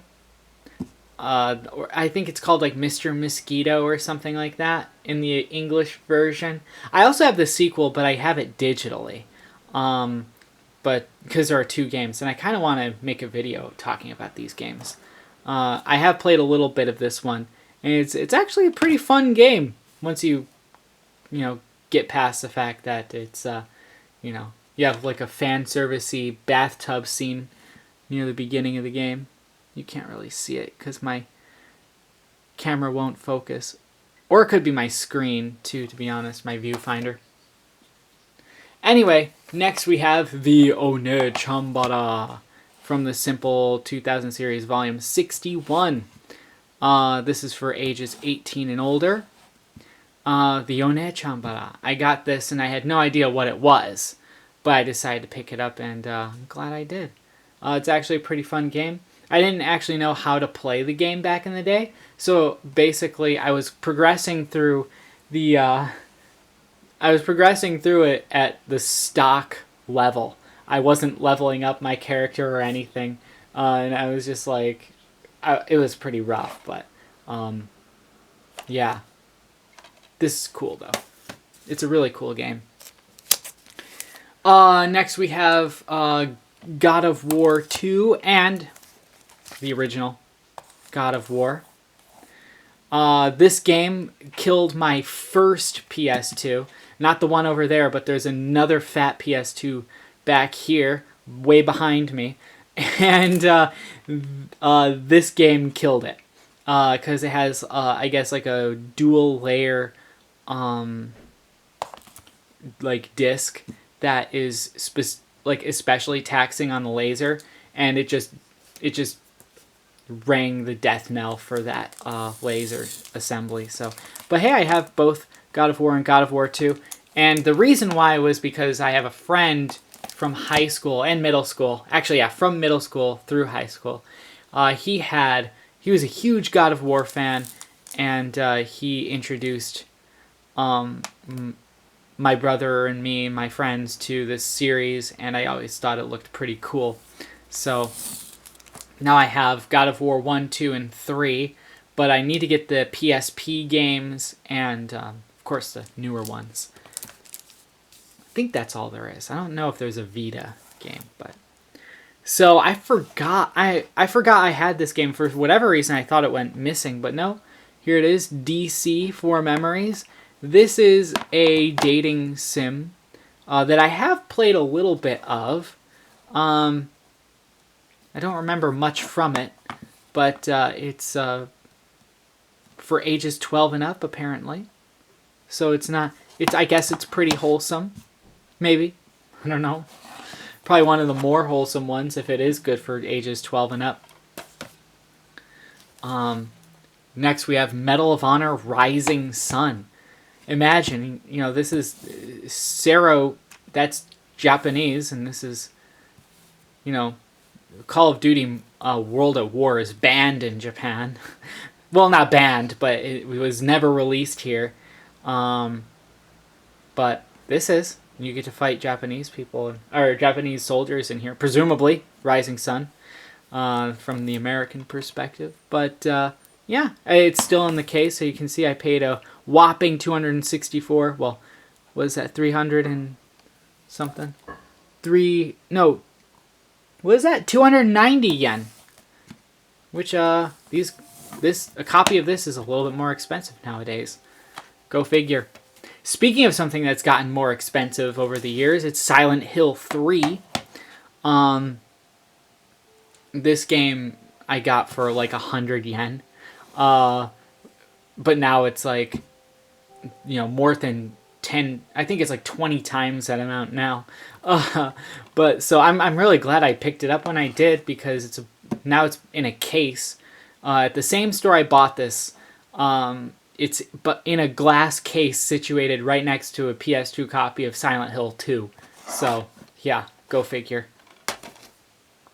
Next we have, if I can pick this up, the only white box here, which is Gran Turismo 4. Obviously, if you're going to have a PS2, you have to have Gran Turismo 4 and Gran Turismo 3 A-Spec. I mean, it's a no-brainer. Gran Turismo is like the PlayStation exclusive, like one of the PlayStation exclusive things, and I really like Gran Turismo. Speaking of RPGs, no, we have Persona 4 and Persona 3. I really like the cover for Persona 3. Persona 4 has a cool look too. I got Persona 4 because Liam Triforce, and Persona 3 was right next to it, so I got Persona 3 too. I know there are like new other versions of these games, like Persona 4 Golden was released on PS2 and I believe PS Vita, and then Persona 3 has Persona 3 FES, and then there's Persona 3 Portable, and then there's Persona 3 Reload, and they're all different from what I hear, which is why I have an idea for this game, which I'm, yeah, anyway, that's going to be a series. Next we have, we're going to go a little out of order here, but there's Devil May Cry 3, which I got for, what is that, 310? No, 297 yen. And Devil May Cry 2 for 308 yen. And Devil May Cry, of course, 180.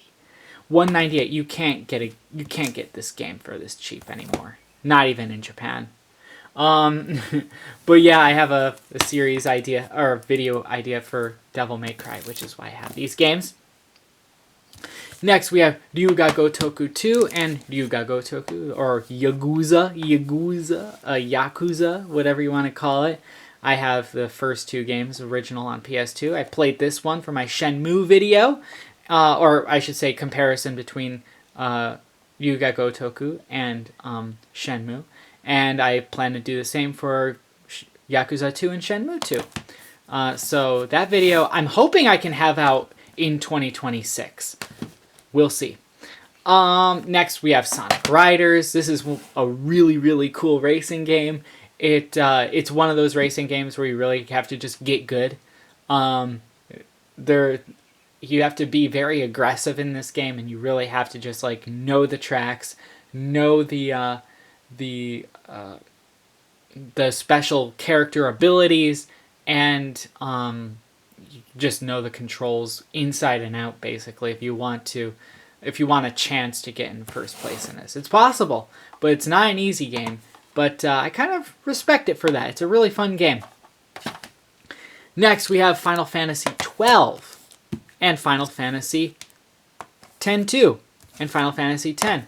That's right, I have the originals for 10 and 10-2 on PS2, and I have the HD remaster on PS3. And of course Final Fantasy 12, because you never hear anybody talk about this game.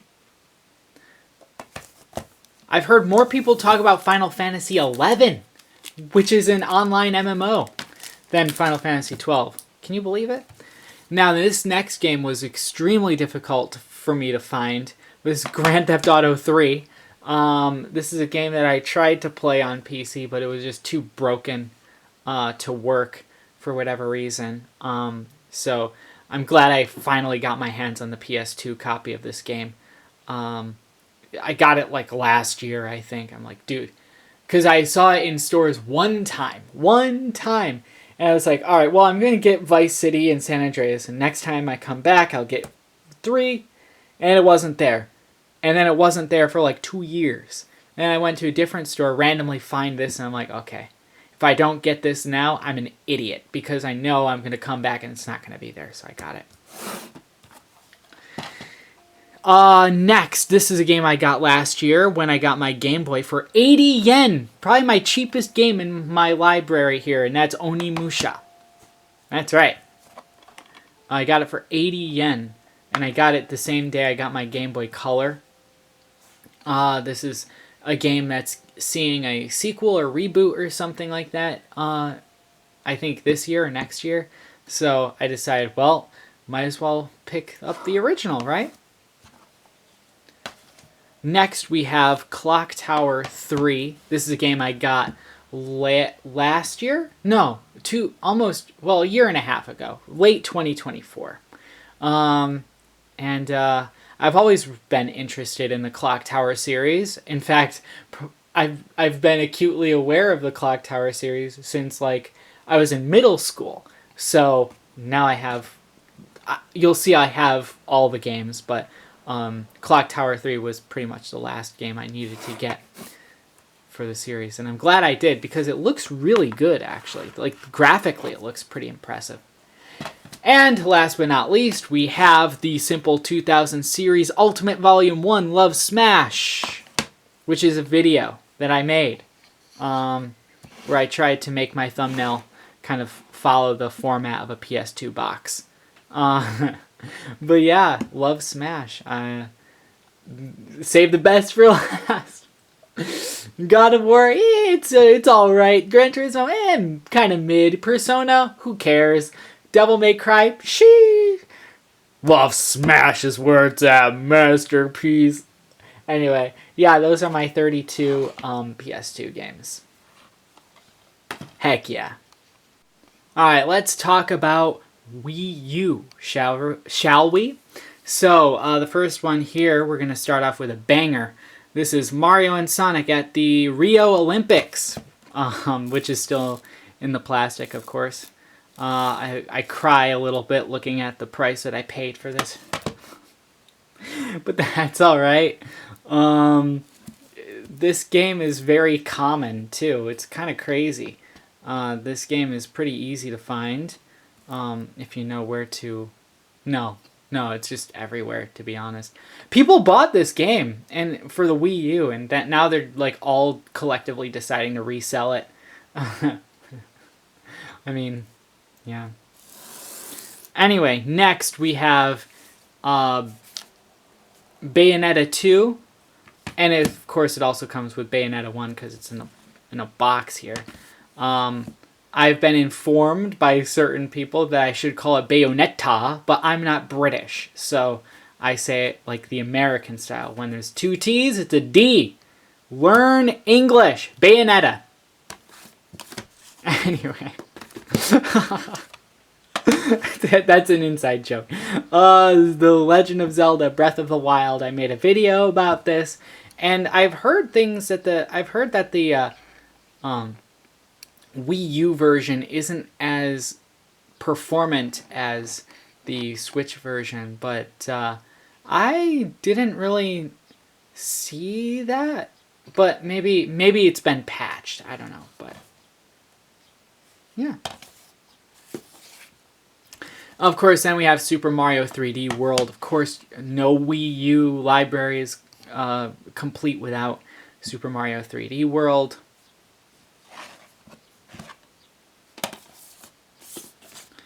We have Fatal Frame Project Zero. I think this is Maiden of Blackwater, I think, maybe? I actually don't know. But Fatal Frame just got its first 2 games or something remastered, so that's pretty cool. Yeah. Yep. I got that one, and I also have Xenoblade X. Yeah, because I got this around the time around the time they announced that this game was being remastered for Switch. Which ended up being kind of a swan song for the Switch, and this is kind of like one of the last like cross-gen original Wii U game remasters too, which is pretty interesting. Next we have the Sochi Winter Olympics, and I think I did a video on this. I'm pretty sure, right? Is that right? Pretty sure. I don't remember. They're all starting to blend together, but I'm pretty sure I did this one. And yeah, you know, it's fine. It's fine. There's some interesting games in there. Fantasy. And then my most recent acquisition, which is something I've actually followed on Yahoo Auctions for literal years. Now look, it's in Japanese. In Japan, it's called Sonic Tune. But yeah, Sonic Boom Rise of Lyric, as we all know it in the US and everywhere else. I have plans for this one. Heck yeah. Sonic! I know I need a Sonic Lost World, and I know where to get it, but it's expensive. It was more expensive than this. Sonic Lost World. Anyway, it doesn't matter. That's my Wii U collection. It's not very much, but I would like to add more to my Wii U collection because there are some pretty cool Wii U games out there. How many is that? 1, 2, 3, 4, 5, 6, 7, 8, 9 games. Alright, next let's talk about PS1 games. And we're going to start with a double header here. We have Klonoa and Klonoa. We have 2. Now, one of these I bought and one of these was gifted to me. And it's very easy for me to tell which one I bought because the one I bought is all scuffed right up here. This one was gifted to me. So this one stays in the shelf or in the drawer, and then this one goes wherever I can put it. The door to Phantom Isle. Yeah, so I have 2 of these, which is pretty cool. Most people don't have one because they don't know about the game. Anyway, doesn't matter. Cool beans. Next, this isn't really a game. It's this. Maybe I should make a video about this, to be honest. This is just a really weird thing. It's an oddity for the PlayStation. I don't even know what... it's like a tour. It's like a single released by... who? Tomomi Tsunoda? I'm not sure who that is. Maybe she was famous in her time. But yeah, this is a really weird piece of software for the PlayStation, which is why I think my brother got this for me, if I remember correctly. All right, next we have, yes, we have a Hello Project game, because Hello Project is old enough to be featured on the PlayStation 1, and here it is. I haven't played this, but it's like a maid cafe sort of thing, as you can tell by the cake with the absurd number of strawberries on the side. Japanese people love their strawberries, let me tell you. But one day I do plan on actually getting into this game, or exploring it in a video. Next, we have DX Monopoly.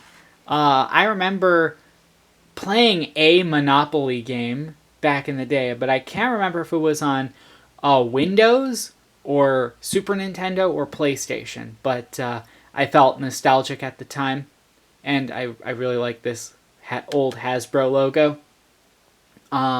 Because I used to play the Tonka games on Mac back in the day. So I was like, you know what? I'm going to get this. It was a little bit expensive, but I think it's worth it. Because Monopoly is just one of those timeless games, no matter what you get it on. Yes. Omega Boost. Omega Boost is a really cool looking mech game. And it's the only non-racing game by Polyphony Software, who are better known for their racing games, especially Gran Turismo. But Omega Boost looks like a really cool game. And it's like one of the few games on original PlayStation that runs at 60 FPS, which is really cool. Next, this is a game my brother randomly found and got for me. It's at 200 yen. Powerful Pro Yaku game, which is a really popular series in Japan. It's almost an annual series, though not quite. At least not recently. But it's like a kind of a life simulation kind of game with, of course, baseball elements, because baseball is huge in Japan. All the cool kids, all the cool guys play baseball. Trust me, I know. Ridge Racer Revolution. This is not the original Ridge Racer. This is like one of the I can't remember which one this is, but it's one of like the revamped versions of the first game. But I've actually put in some time on this game, and I need to get good. Well, I mean, that was years ago. It's one of the first PS1 games I got. But from what I remember, it was a pretty cool time. Next, we have Tekken 2, because this is like one of the games you need to get for PS1 if you're going to get a PS1 game at all. Tekken 2. Pretty cool. I actually like these older like 3D fighting games. We have Dokusei 2. Now I got this in the limited box that comes with figures of all the girls in the game. And the box is over there. And it takes up a lot of space. But that's like the only way you can get this game for PlayStation. Ideally, I would have gotten this on the PC FX, but I don't have a PC FX. So, and the Saturn didn't get this game. It got the other two games that I have, Dokusei, the first Dokusei If and Kakusei, which is like a prequel of some sort. I have not seen Dokusei 2 for the Saturn. So it's either PlayStation or PC FX. So I went with the PlayStation version, obviously. This is one of the first games I got for PlayStation. It's Densha de Go. I have actually not played this, but I'm really interested in this style of simulation game. I think it's really interesting. So, Yeah, it's by Taito. Titles. This is the second game, too. Of course, no collection for PS1 is complete without Gran Turismo 2. This is one of my favorite games of all time. I sank so many hours into this game when I was in high school. Fantastic. Love it. I love this game. So much so, I bought it twice. Gotta move these over here. Alright, next we have Ace Combat. And it's called Ace Combat in Japan, but it's called Air Combat in the US. The first Ace Combat game. This is actually the first PS1 game I ever owned. My brother and I guess we inherited for a short time PlayStation 1, and it came with one game, and it was this.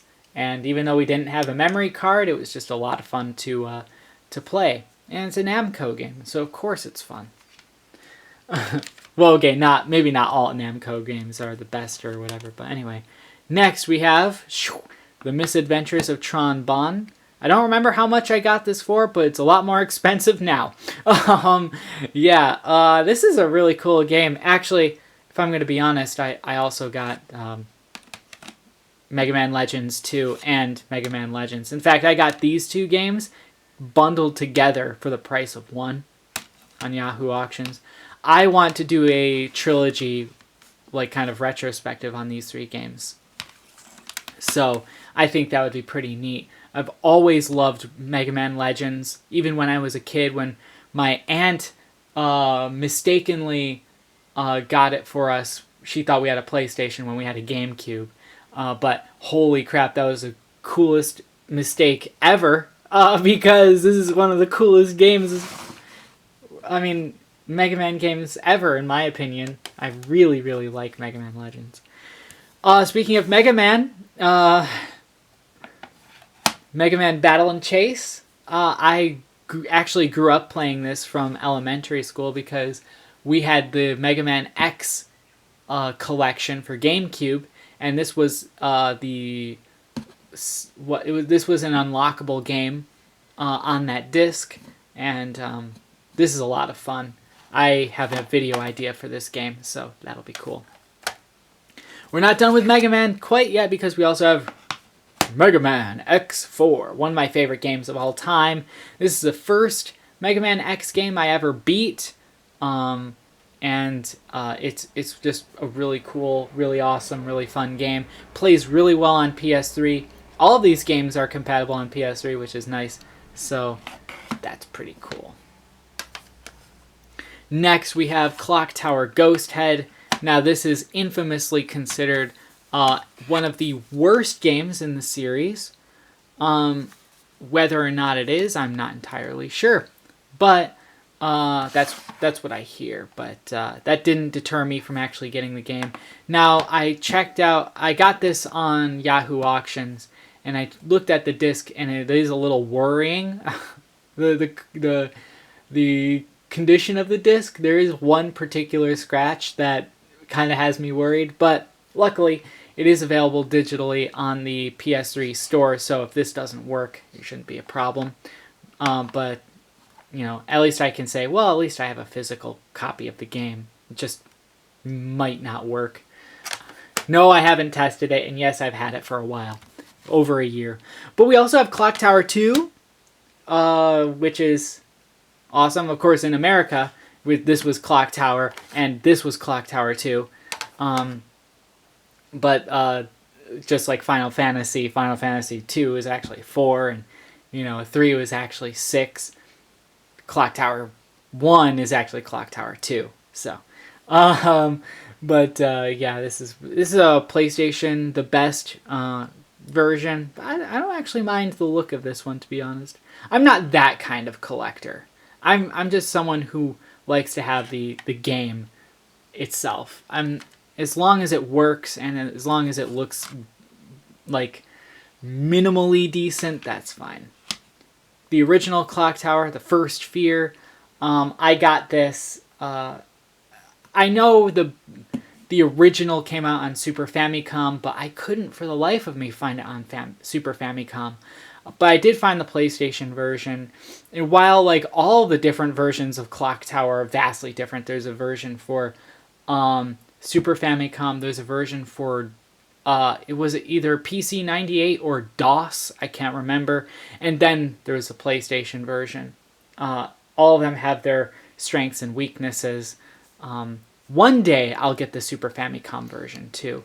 But this was a game that I saw on Wikipedia way back when I was like 8th grade or something. I can't remember. Something like that. That made me really interested in this because I actually really like point-and-click adventure games, especially when they have a horror theme. So, yeah. And, of course, we have Biohazard Gun Survivor, or just Resident Evil Survivor, which is the rail shooter game, or the light gun shooter game, except I don't think this has light gun support. I don't think. Maybe it does. Does that say? No. No, it doesn't. I don't know. But, hey, look at that. Gun Survivor. And, of course, Biohazard 3, Resident Evil 3, Nemesis. This is called Biohazard 3 Last Escape. And, of course, Biohazard 2, or Resident Evil 2. Have those also. Where's the first Resident Evil? Well, I don't have it for PlayStation, actually, believe it or not. Well, I do, but it's digital. But I do have a physical version. It's just not for PlayStation. Let's check out the Saturn library. Alright, so Sega Saturn. Let's start with something cool. And by cool, I mean Sonic R. Yes, Sonic R. This is one of my favorite games, still to this day. This game plays really well, in my opinion, especially with the 3D controller. Which I do have. I have the analog controller for the Saturn, which I got, I want to say, about 2 years ago. Really cool, though. Really great game. Love it. And I love the soundtrack, too. I don't care. I love it unironically, alright? Just so that we're clear. But, of course, Sonic. This is the most expensive game I have. Still, coming up. Right here. The Sonic 3D Flickies Island. Believe it or not, Sonic 3D Blast. This was released in Japan a year after Sonic Adventure for the Dreamcast. First of all, the artwork's really cool, but also, yeah, this game cost me a lot. It was like 12,000 yen, and it wasn't factory sealed or anything. It's just a rare game, I guess. Rare? Not rare.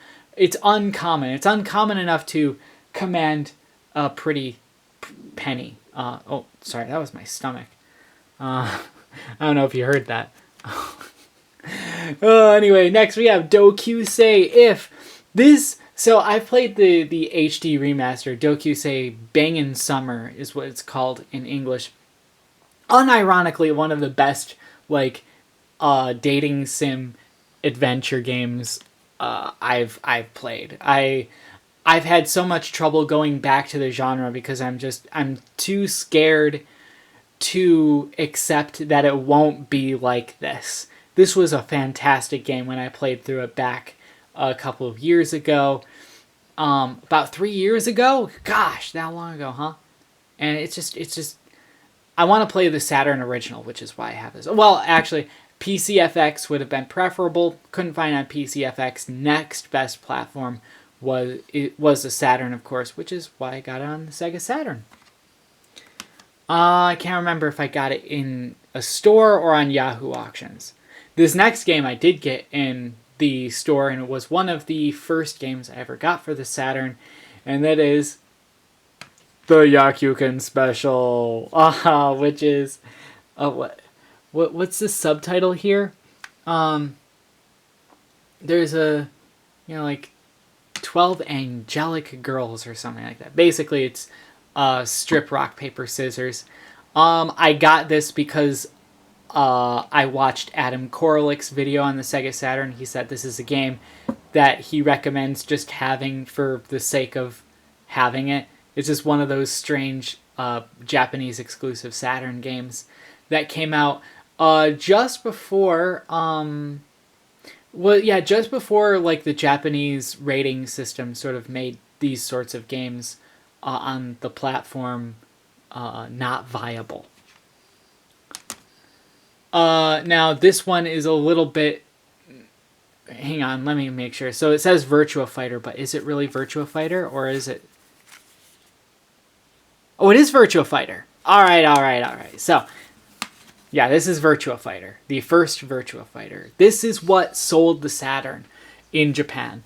The Saturn came out around a similar time as the PlayStation, but the PlayStation really couldn't compete with the Saturn in Japan because of this game, which is crazy to think about. But yeah, Virtua Fighter. It's actually a pretty cool game. Speaking of Virtua, how about Virtual On? I got this for 110 yen. This is a really cool game. It's tough, but it's really cool. I actually want to go back and revisit this game because I think it looks really cool. I mean, it's a mech fighter. Can't go wrong with that. When it comes to RPGs, I have Lunar 2, Eternal Blue. I had a choice. Whenever I go to game stores, I usually go in with a budget, okay? And I had a budget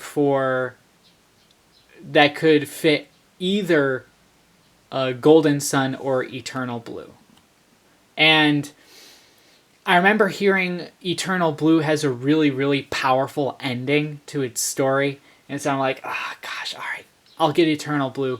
And one day I'll come back for Golden Sun. So I don't have Golden Sun yet, although I do have the Lunar HD collection on Steam for what that's worth. But always nice to have the originals anyway. And of course I'll get the Saturn version, not the PlayStation.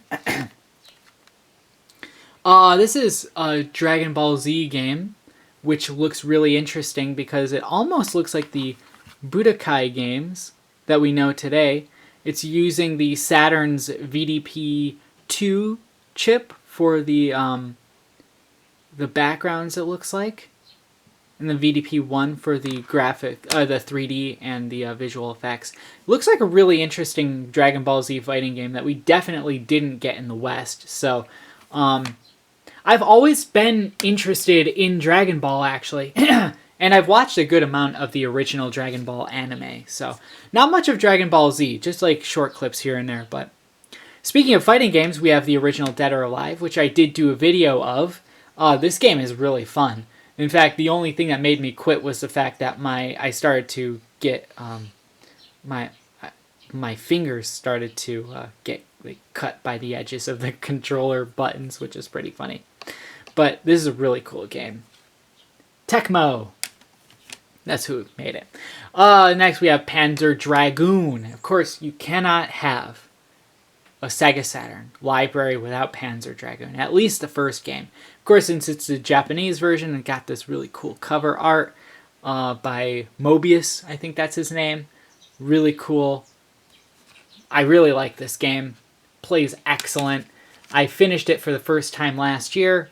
No regrets. Remember Resident Evil? Well, here it is. I have Resident Evil on the Sega Saturn. This was the first time I ever found a physical copy of the first Resident Evil. I was on my way back.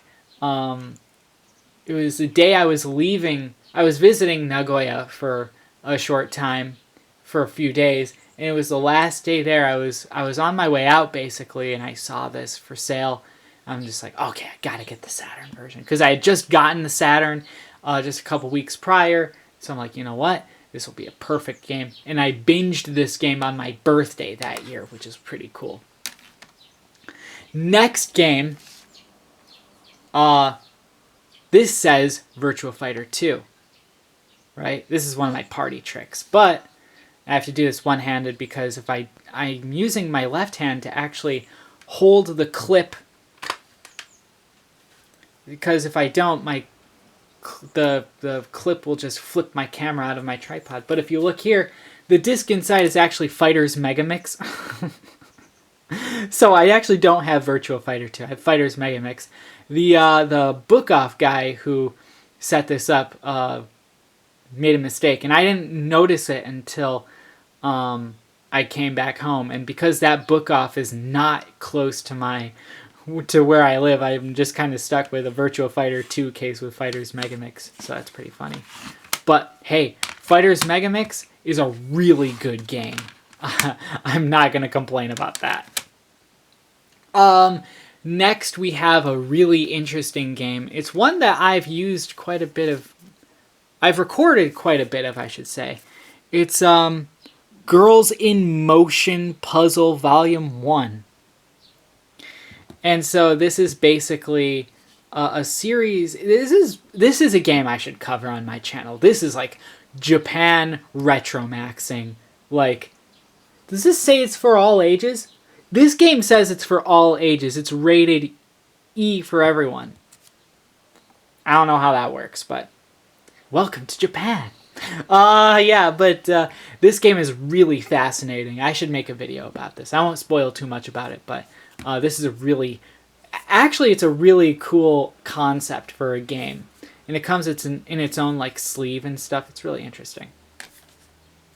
Next we have a game that was mildly popular. It got a sequel, and it was ported to PlayStation. It's Za Kombini, or The Convenience Store. It's basically like a business manager kind of thing. I'm terrible at this game. I went bankrupt. I couldn't hire the right people. They weren't doing their jobs well. I couldn't keep my store stocked because I was running out of money. It was a disaster, but maybe I'll have better luck if I play this again. This is a game that my brother gave me. He found it in Singapore. Decided to give it to me. It's GameWare 1. There's also GameWare 2 and 3. This has sequels. It's basically just like a collection of interesting mini games, kind of. I don't know. It's really interesting, though. It's a neat kind of concept. It's almost like Saturn's, the Saturn's answer to like D3's The Simple 1500 series on the PS1 at the time. Really interesting. GameWare 1. Now this is not a game. In fact, it says on the back here. You can't really see it well. Or at least I can't see it well. I can see the pixels really well on this screen here. But it should say on the back here in that orange or red oval there, this is not a game. This software is not a game. Yeah. This is something I want to talk about on my channel too. Maybe sooner rather than later, since things might be busier than last year. I have no idea. Next, we have Azel, Panzer Dragoon RPG. So, this game I got kind of spontaneously, because at the place I got this game for months and months and months, almost a whole year. There was this game, and right next to it was Burning Rangers. Well, not right next to it, but they were on the shelf, right? And all right, one of these days I will get those games, Burning Rangers and this. But then one day I went back and Burning Rangers was gone. And I'm like, but this was still there. I'm like, all right, today's the day I'm getting this. So I got it. So I have Azel Panzer Dragoon RPG, or Panzer Dragoon Saga, the English title. 2 people died making this game, and unfortunately, when they finally published this, they did the whole development team dirty. It's a really sad story, actually. Tragic, but business, corporate, friggin' stupidity. Anyway, getting away from that, Desire. Now, this is a game this is one of the first games I actually got for the Saturn. It's like an FMV, choose your own adventure style game. And what kept me from playing this game for all these years was the fact that for the longest time I didn't have a memory card, but now I have 2. Actually, I'll show you. I'll show you my second memory card down here. This is what my second Saturn memory card looks like. This should be blank, so And managing memory with the memory cards is actually pretty easy. You can see how yellow it is. And one funny thing about this is like it kind of works like a blank VHS, where you can write down, you know, what saves that you have on these lines. That's what that's for. Isn't that funny? Anyway, that's just a little thing. But Desire, this looks like a really, really cool game. And then we have Kakyusei, which is kind of a spin-off of Dokyusei If and Dokyusei 2. This is not for all ages. This is for 18 and older. So, yeah. I got this totally not aware. This was the first game in the series that I got, not knowing what it was. I just wanted to get like a Japanese dating sim for this. That was a little bit maybe on the edgier side. So, there it is. But here we go. We have Sega Rally. This is one of the first games I got for this, for the Saturn. Really cool game. Plays pretty well on the standard controller, but I hear this plays even better with the 3D controller. At least I'm pretty sure it's compatible with that. Really cool though. Another one of the first games that I got for this, and it has a killer soundtrack, is Race Drivin'. This game is not renowned for its performance, because its performance is really bad on the Saturn. Really inconsistent. But what it makes up for that is its awesome soundtrack. And honestly, this is graphically, this is the best looking version of the game. The Genesis version, I think, the Mega Drive version runs better, I think, than this version, and so does the Super Famicom. Or no, I don't think it came out on Super Famicom, but it came out on Super Nintendo. Those versions, ironically run better than this version, but this version is the best looking by far, because it has like full 3D texture mapping and everything like that, on the tracks at least, not so much with the cars. My favorite car is the three-wheeler, the orange guy right there. I would point at it with my other hand, but I am holding on to my camera for dear life.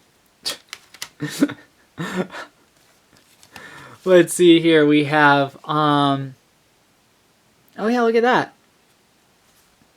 This is an interesting game. I actually have no idea what this is, but it looks like kind of like a mystery game. I don't think it's a horror game, but it looks like a really cool kind of... And I think this also came out for PCFX. No, maybe not PCFX. Hang on. No, not PCFX, but for the PS1 it came out for. So, but I got the Saturn version. I was seeing this all over the place at one point, so finally I decided, all right, you know, I'll pick it up. I haven't played it yet, but it kind of looks cool, at least. The pink moon. Hey, we had a pink moon recently. Oh, look at that. This one right here. This is the first game I featured on my channel, Omakase Seibazu. I haven't finished this game still, but I'm really interested in this game. I will come back to this eventually for my channel, and I'll do like a full-blown, like, actual scripted video about it. It's really cool. It's really funny. Yeah, good stuff. I got into a bidding war. This is actually the first thing on Yahoo Auctions I actually got into a bidding war over. And I won. Next we have Super Real Mahjong PVI. This is strip anime girl Mahjong. I grinded that game for 8 hours and I got to the end of it, but since I didn't have a memory card or the battery backup, nothing. I lost all my progress. Osama game. I have a history with this game. This game is fascinating. It's actually by the same people who did the Yakuken special. I got this game because I saw it at a book off, the same book off that I got my Nintendo 64 at, and I was like, I gotta try this out. So I got this around the same time, during the same trip I got my copy of Resident Evil. So that was a pretty interesting summer. Gale Racer. Originally, I was looking for what was it? I was looking for Outrun for the Saturn, but of course that game commands a premium. So the next best thing was Gale Racer, one of those super scroller games. And this game is famous for being the first game ever to feature Sonic, even before Sonic 1 came out on the Mega Drive and Master System. So that's pretty cool. This is a game that a lot of people talk about these days. Deep Fear, I got this. This was one of the first games I got.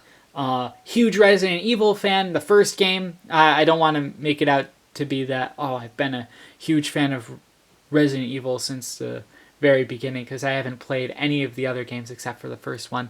But this is kind of like Sega's attempt at recreating that for the Saturn, since Resident Evil 2 missed the Saturn.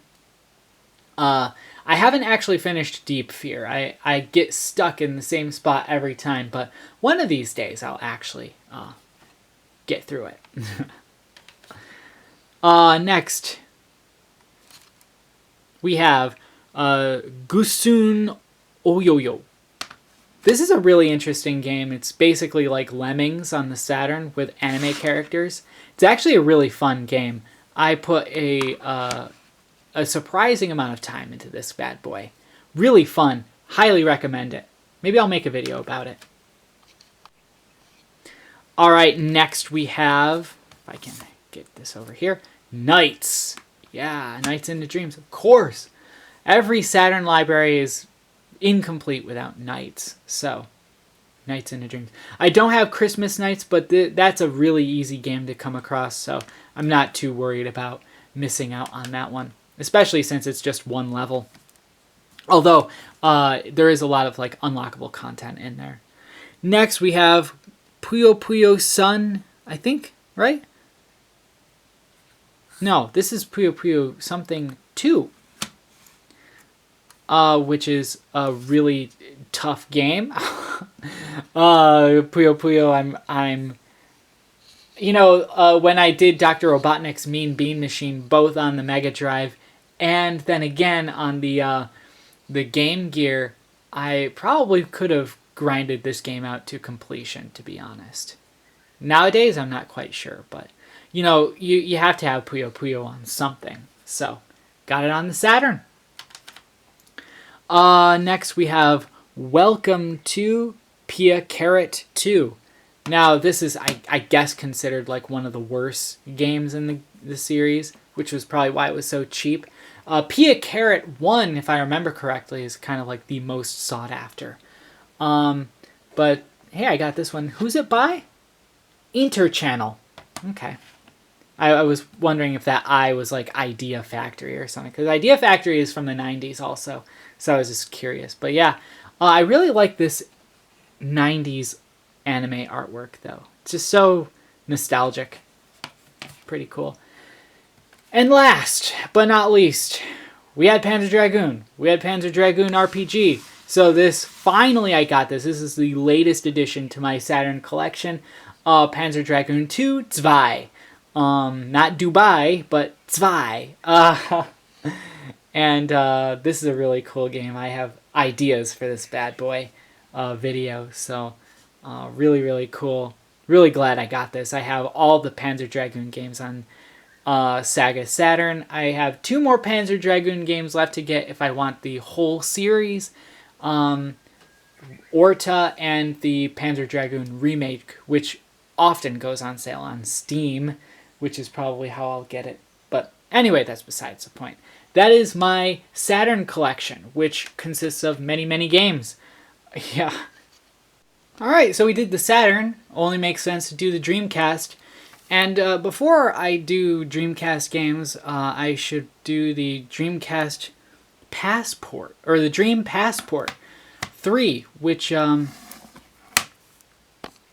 holy crap, this is, I believe, probably, maybe, hang on. Oh my goodness, I think this is factory sealed. I think this is factory sealed. Not entirely sure, but I'm just realizing it now. This came with my Dreamcast. It came in a box. I didn't need it to come in the box, but it was the only Dreamcast I could find, and I wanted to play Sonic Adventure. Dang it! So I got the Dreamcast, and so it came with Dream Passport, and apparently this may be factory sealed, never opened.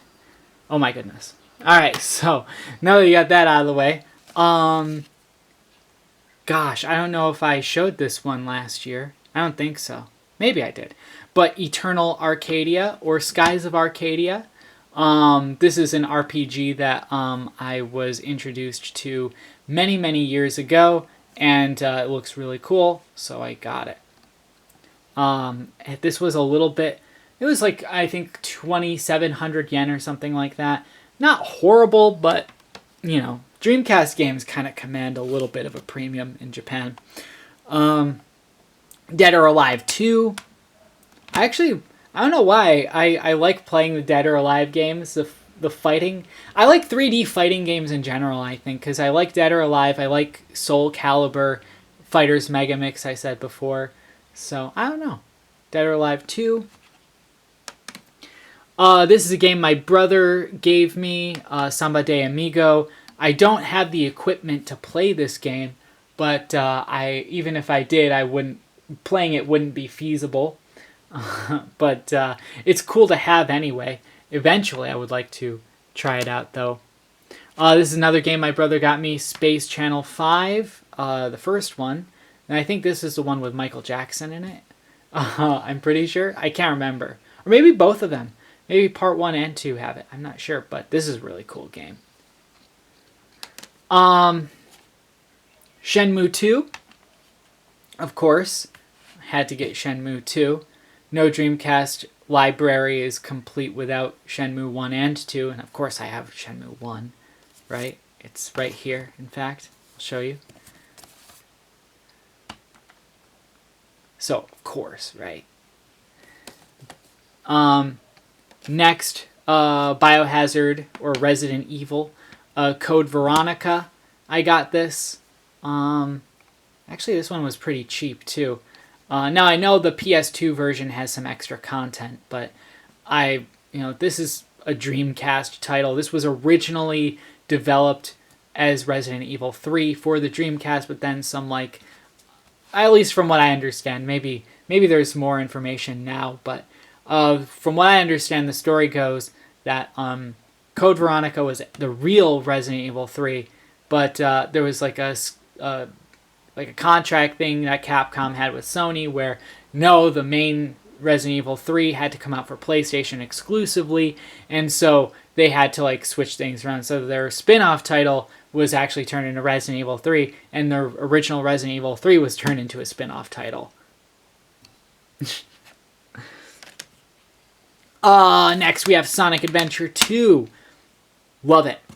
I know people go back and forth about these games, and I'm not going to try to debate, because it's all a matter of taste in the end with Sonic Adventure games in general. But I personally really, really like Sonic Adventure 2 and the first Sonic Adventure, which I have right here, which I'll actually show separately later. But yeah, Sonic Adventure 2 is awesome. I grew up with Sonic Adventure 2 Battle on the GameCube, but having the original on Dreamcast is awesome. Sonic Shuffle. I have an idea for this video. This is going to be a video. It's going to be comparison. And I'm not going to spoil what it is. Well, you could probably guess, though. I'll leave it up to you to guess. And then we have, of course, Sonic Adventure. Now, this one is interesting because this is the original Sonic Adventure that came out in 1998. But then when the Dreamcast was released in 99, this was actually reprinted. It was actually re-released as Sonic Adventure International, which was functionally the same game, but it fixed some kind of bugs and glitches. Kind of similar to what they did with Super Mario 64 for the Nintendo 64. Same idea. And the latest game that I got for the Dreamcast, at least compared to when I first recorded this video, was Jet Set Radio. And look at that, for only, how much? 297 yen. Jet Set Radio. So I had a choice. Eternal Arcadia, which is, oh, you can't see it, it's right here, or Jet Set Radio. Both of them were about 2,700 yen. I went for, because I could only, my budget only allowed for one of them. So I got Eternal Arcadia because it's an RPG, and I'm just really interested in RPGs. But holding off on Jet Set Radio was a good idea because, like, a year later, no, less than a year later, just a few months later, it's 10 times cheaper. 1/10 of what I might have paid for it if I were to have gotten it at the same time as Eternal Arcadia. Unbelievable. But yeah, that's my Dreamcast collection. It's not huge, but I think it's a pretty high quality one, maybe. I'm still missing some titles, of course, but I don't know. I'm pretty happy with what I have so far. Next, let's talk about GameCube. I don't have very many GameCube games, but what I do have I think is pretty quality. First, we have Sonic Heroes. Heck yeah. That's all I really have to say. Sonic Heroes is lit. I got this. I can't remember where I got this one, actually. But I think it was at, it might have been at a store, actually. Not on Yahoo Auctions, I don't think. Next, we have Mario Golf Family Tour. My friend let us borrow this game numerous times back in the day. Nice to finally have it. Really cool, really solid golf game. Heck yeah. Love the graphics in there specifically. Speaking of great graphics, The Legend of Zelda Wind Waker. I did do a Let's Play of this way back in the day. This I did get off of Yahoo Auctions. This was, I recorded that Let's Play almost 3 years ago now. Really fantastic game though. Can't complain. Yeah, it's one of my favorite games of all time. One day I'm actually going to go back and actually make a proper video about this, so stay tuned for that. But we also have Super Smash Brothers DX, or Melee as it's called in the US, sorry. Smash Brothers DX, that's what it's called. For the GameCube. I only got this because it's just one of those games you need. Everybody says, oh, you got GameCube, got Smash, got Melee? And, I don't want to be that one guy that's like, no. So I got it, and it was pretty cheap. But it is... I'm not really a competitive player, but I like the idea of it having, like, story content, I guess. So that's pretty cool. Now, this game was what sold me on the game. Well, no, it didn't sell me on the GameCube, let's be real. But Super Mario Sunshine, heck yeah. This game right here was the first game I ever played on the GameCube. Well, not ever, but it's the first game we ever owned on GameCube, and it's such a great game. So I look forward to making a video about this and doing 100% completion. Heck yeah. I know that's like a controversial take, but then we have Star Fox Adventure, which is a really interesting idea. I've always been fascinated about games that like totally throw their original concept to the wind and kind of pursue a different gameplay direction overall. Obviously, Sonic. But anyway, this is a really interesting game. I'm looking forward to actually playing through this, specifically for a specific a comparison video that I want to do. So, and last but not least, we have one of the first games I got for the GameCube, Mario Party 4. I hear that this is a really good game, but I think this requires the microphone, which means I would also need to get actually a proper GameCube for this, because I have a Wii, and that's what I play all my GameCube games on, just because component cables are easier to come by, they're cheaper, and the laser has it's just more reliable than the GameCube laser. But yeah, Mario Party 4, there it is. I mean, it was one of the only games I could get back at that time. That and Super Mario Sunshine. So, but I think I did pretty well.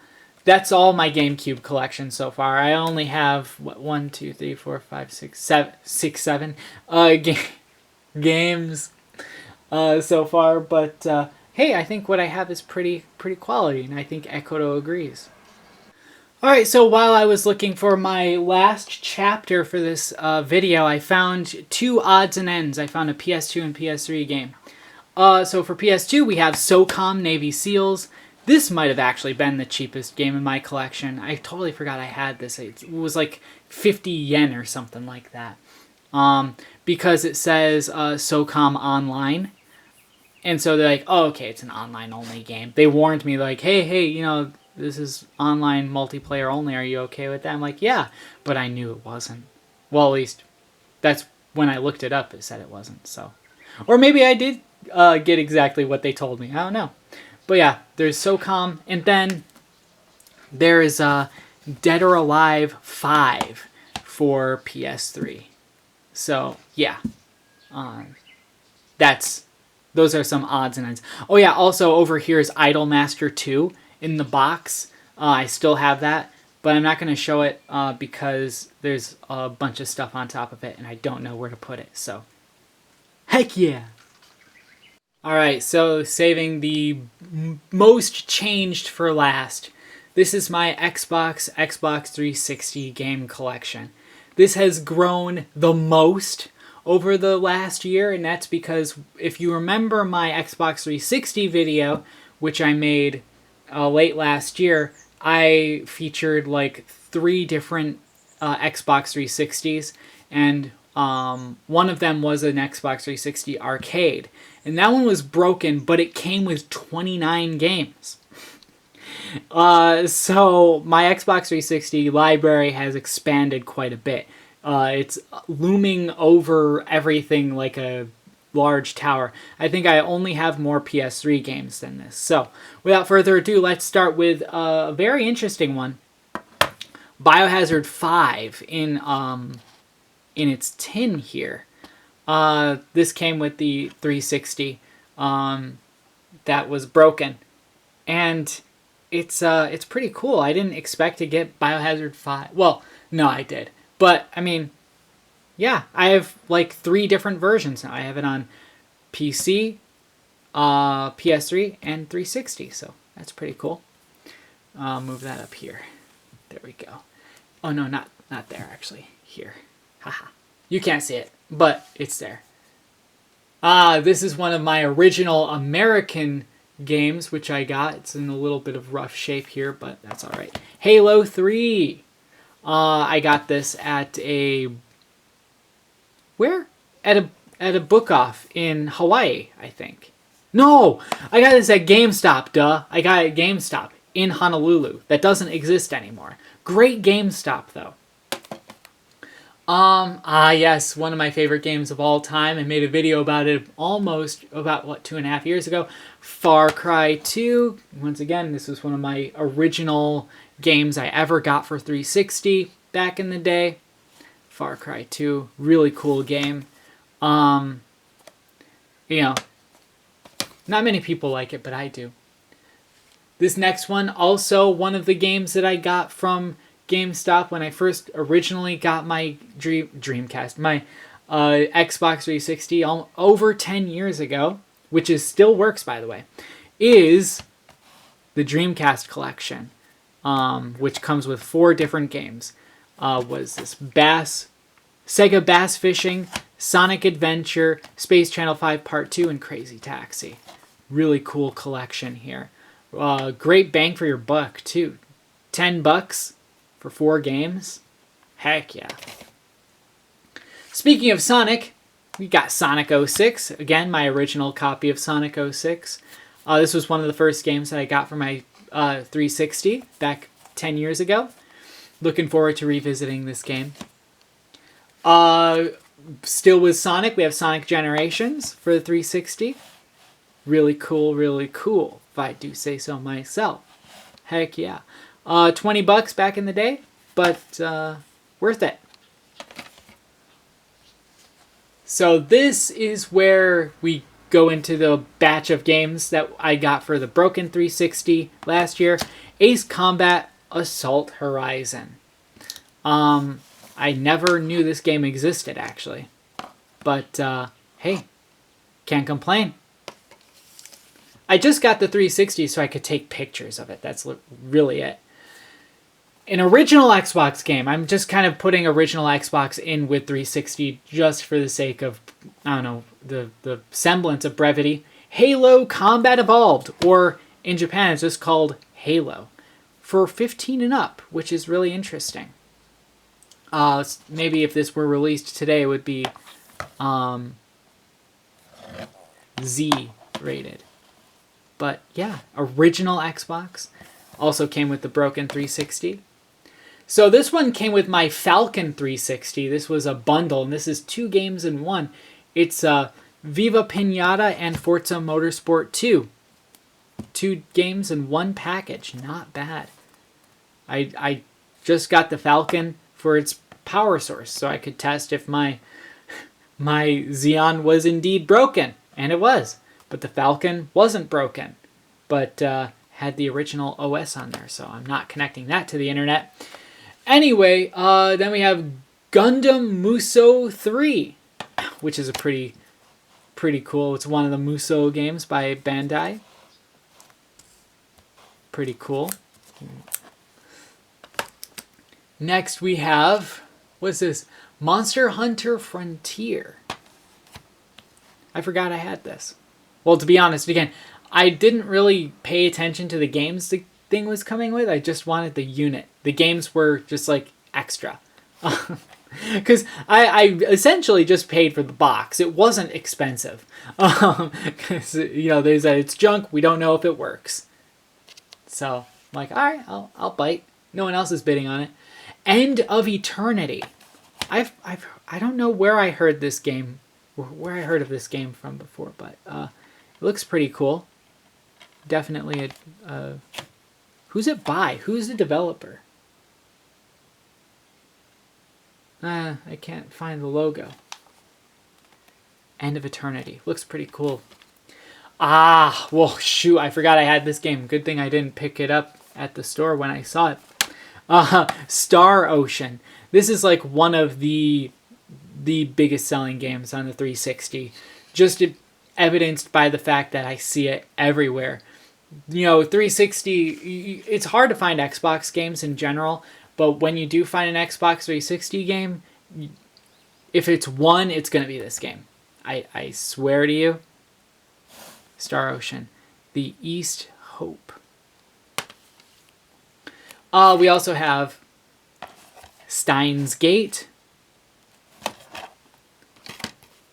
We have Lost Planet 2 for the 360. We have Steins Gate, something or other, Darling. Then, of course, we have to have like the best game ever made by 2K Sports. We have Top Spin 2. More tennis. I have as many tennis games as I have golf games. How does that work? Yes. This is a more recent pickup and a deliberate one by me because it was so cheap. Project Gotham Racing 3. Got this for super, super cheap recently.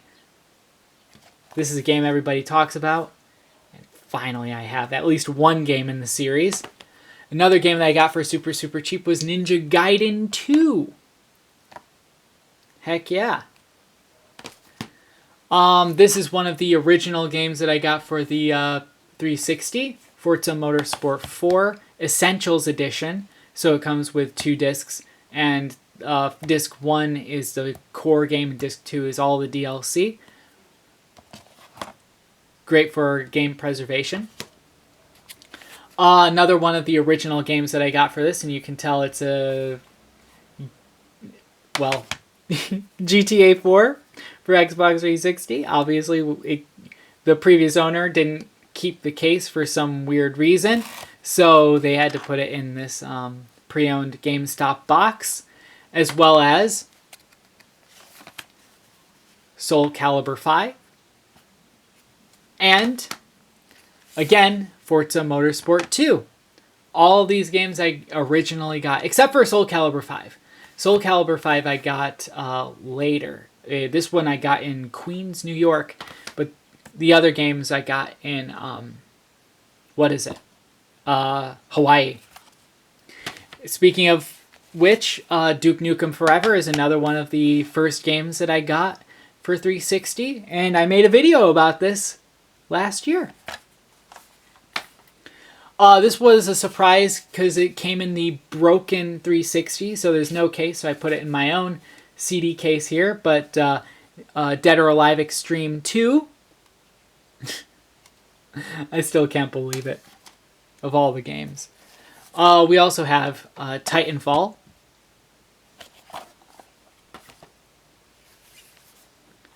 The Last Remnant. My battery's really low, I just want to get through this real quick. Forza Horizon. This is in my Xbox One currently. Vanquish. Sorry, Ecuador. 99 Nights, which is a really cool game. Call of Duty Modern Warfare 2. My 360 came with 2 of these, so I sold one of them for 20 yen. Or 30, I think. Kinect Disneyland Adventures. Your Shape Fitness Evolved for Kinect. I don't have a Kinect. Game that I got in Hawaii, Otomedius Excellent.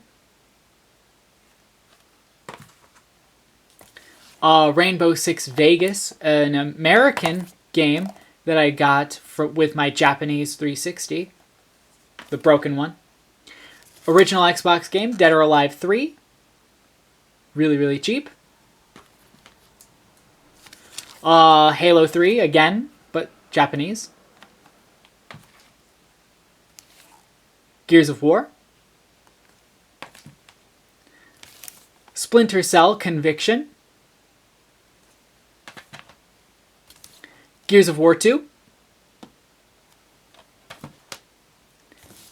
Ace Combat 6.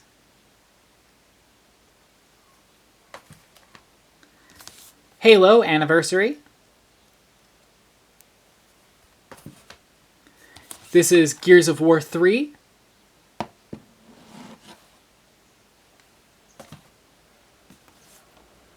Halo 4.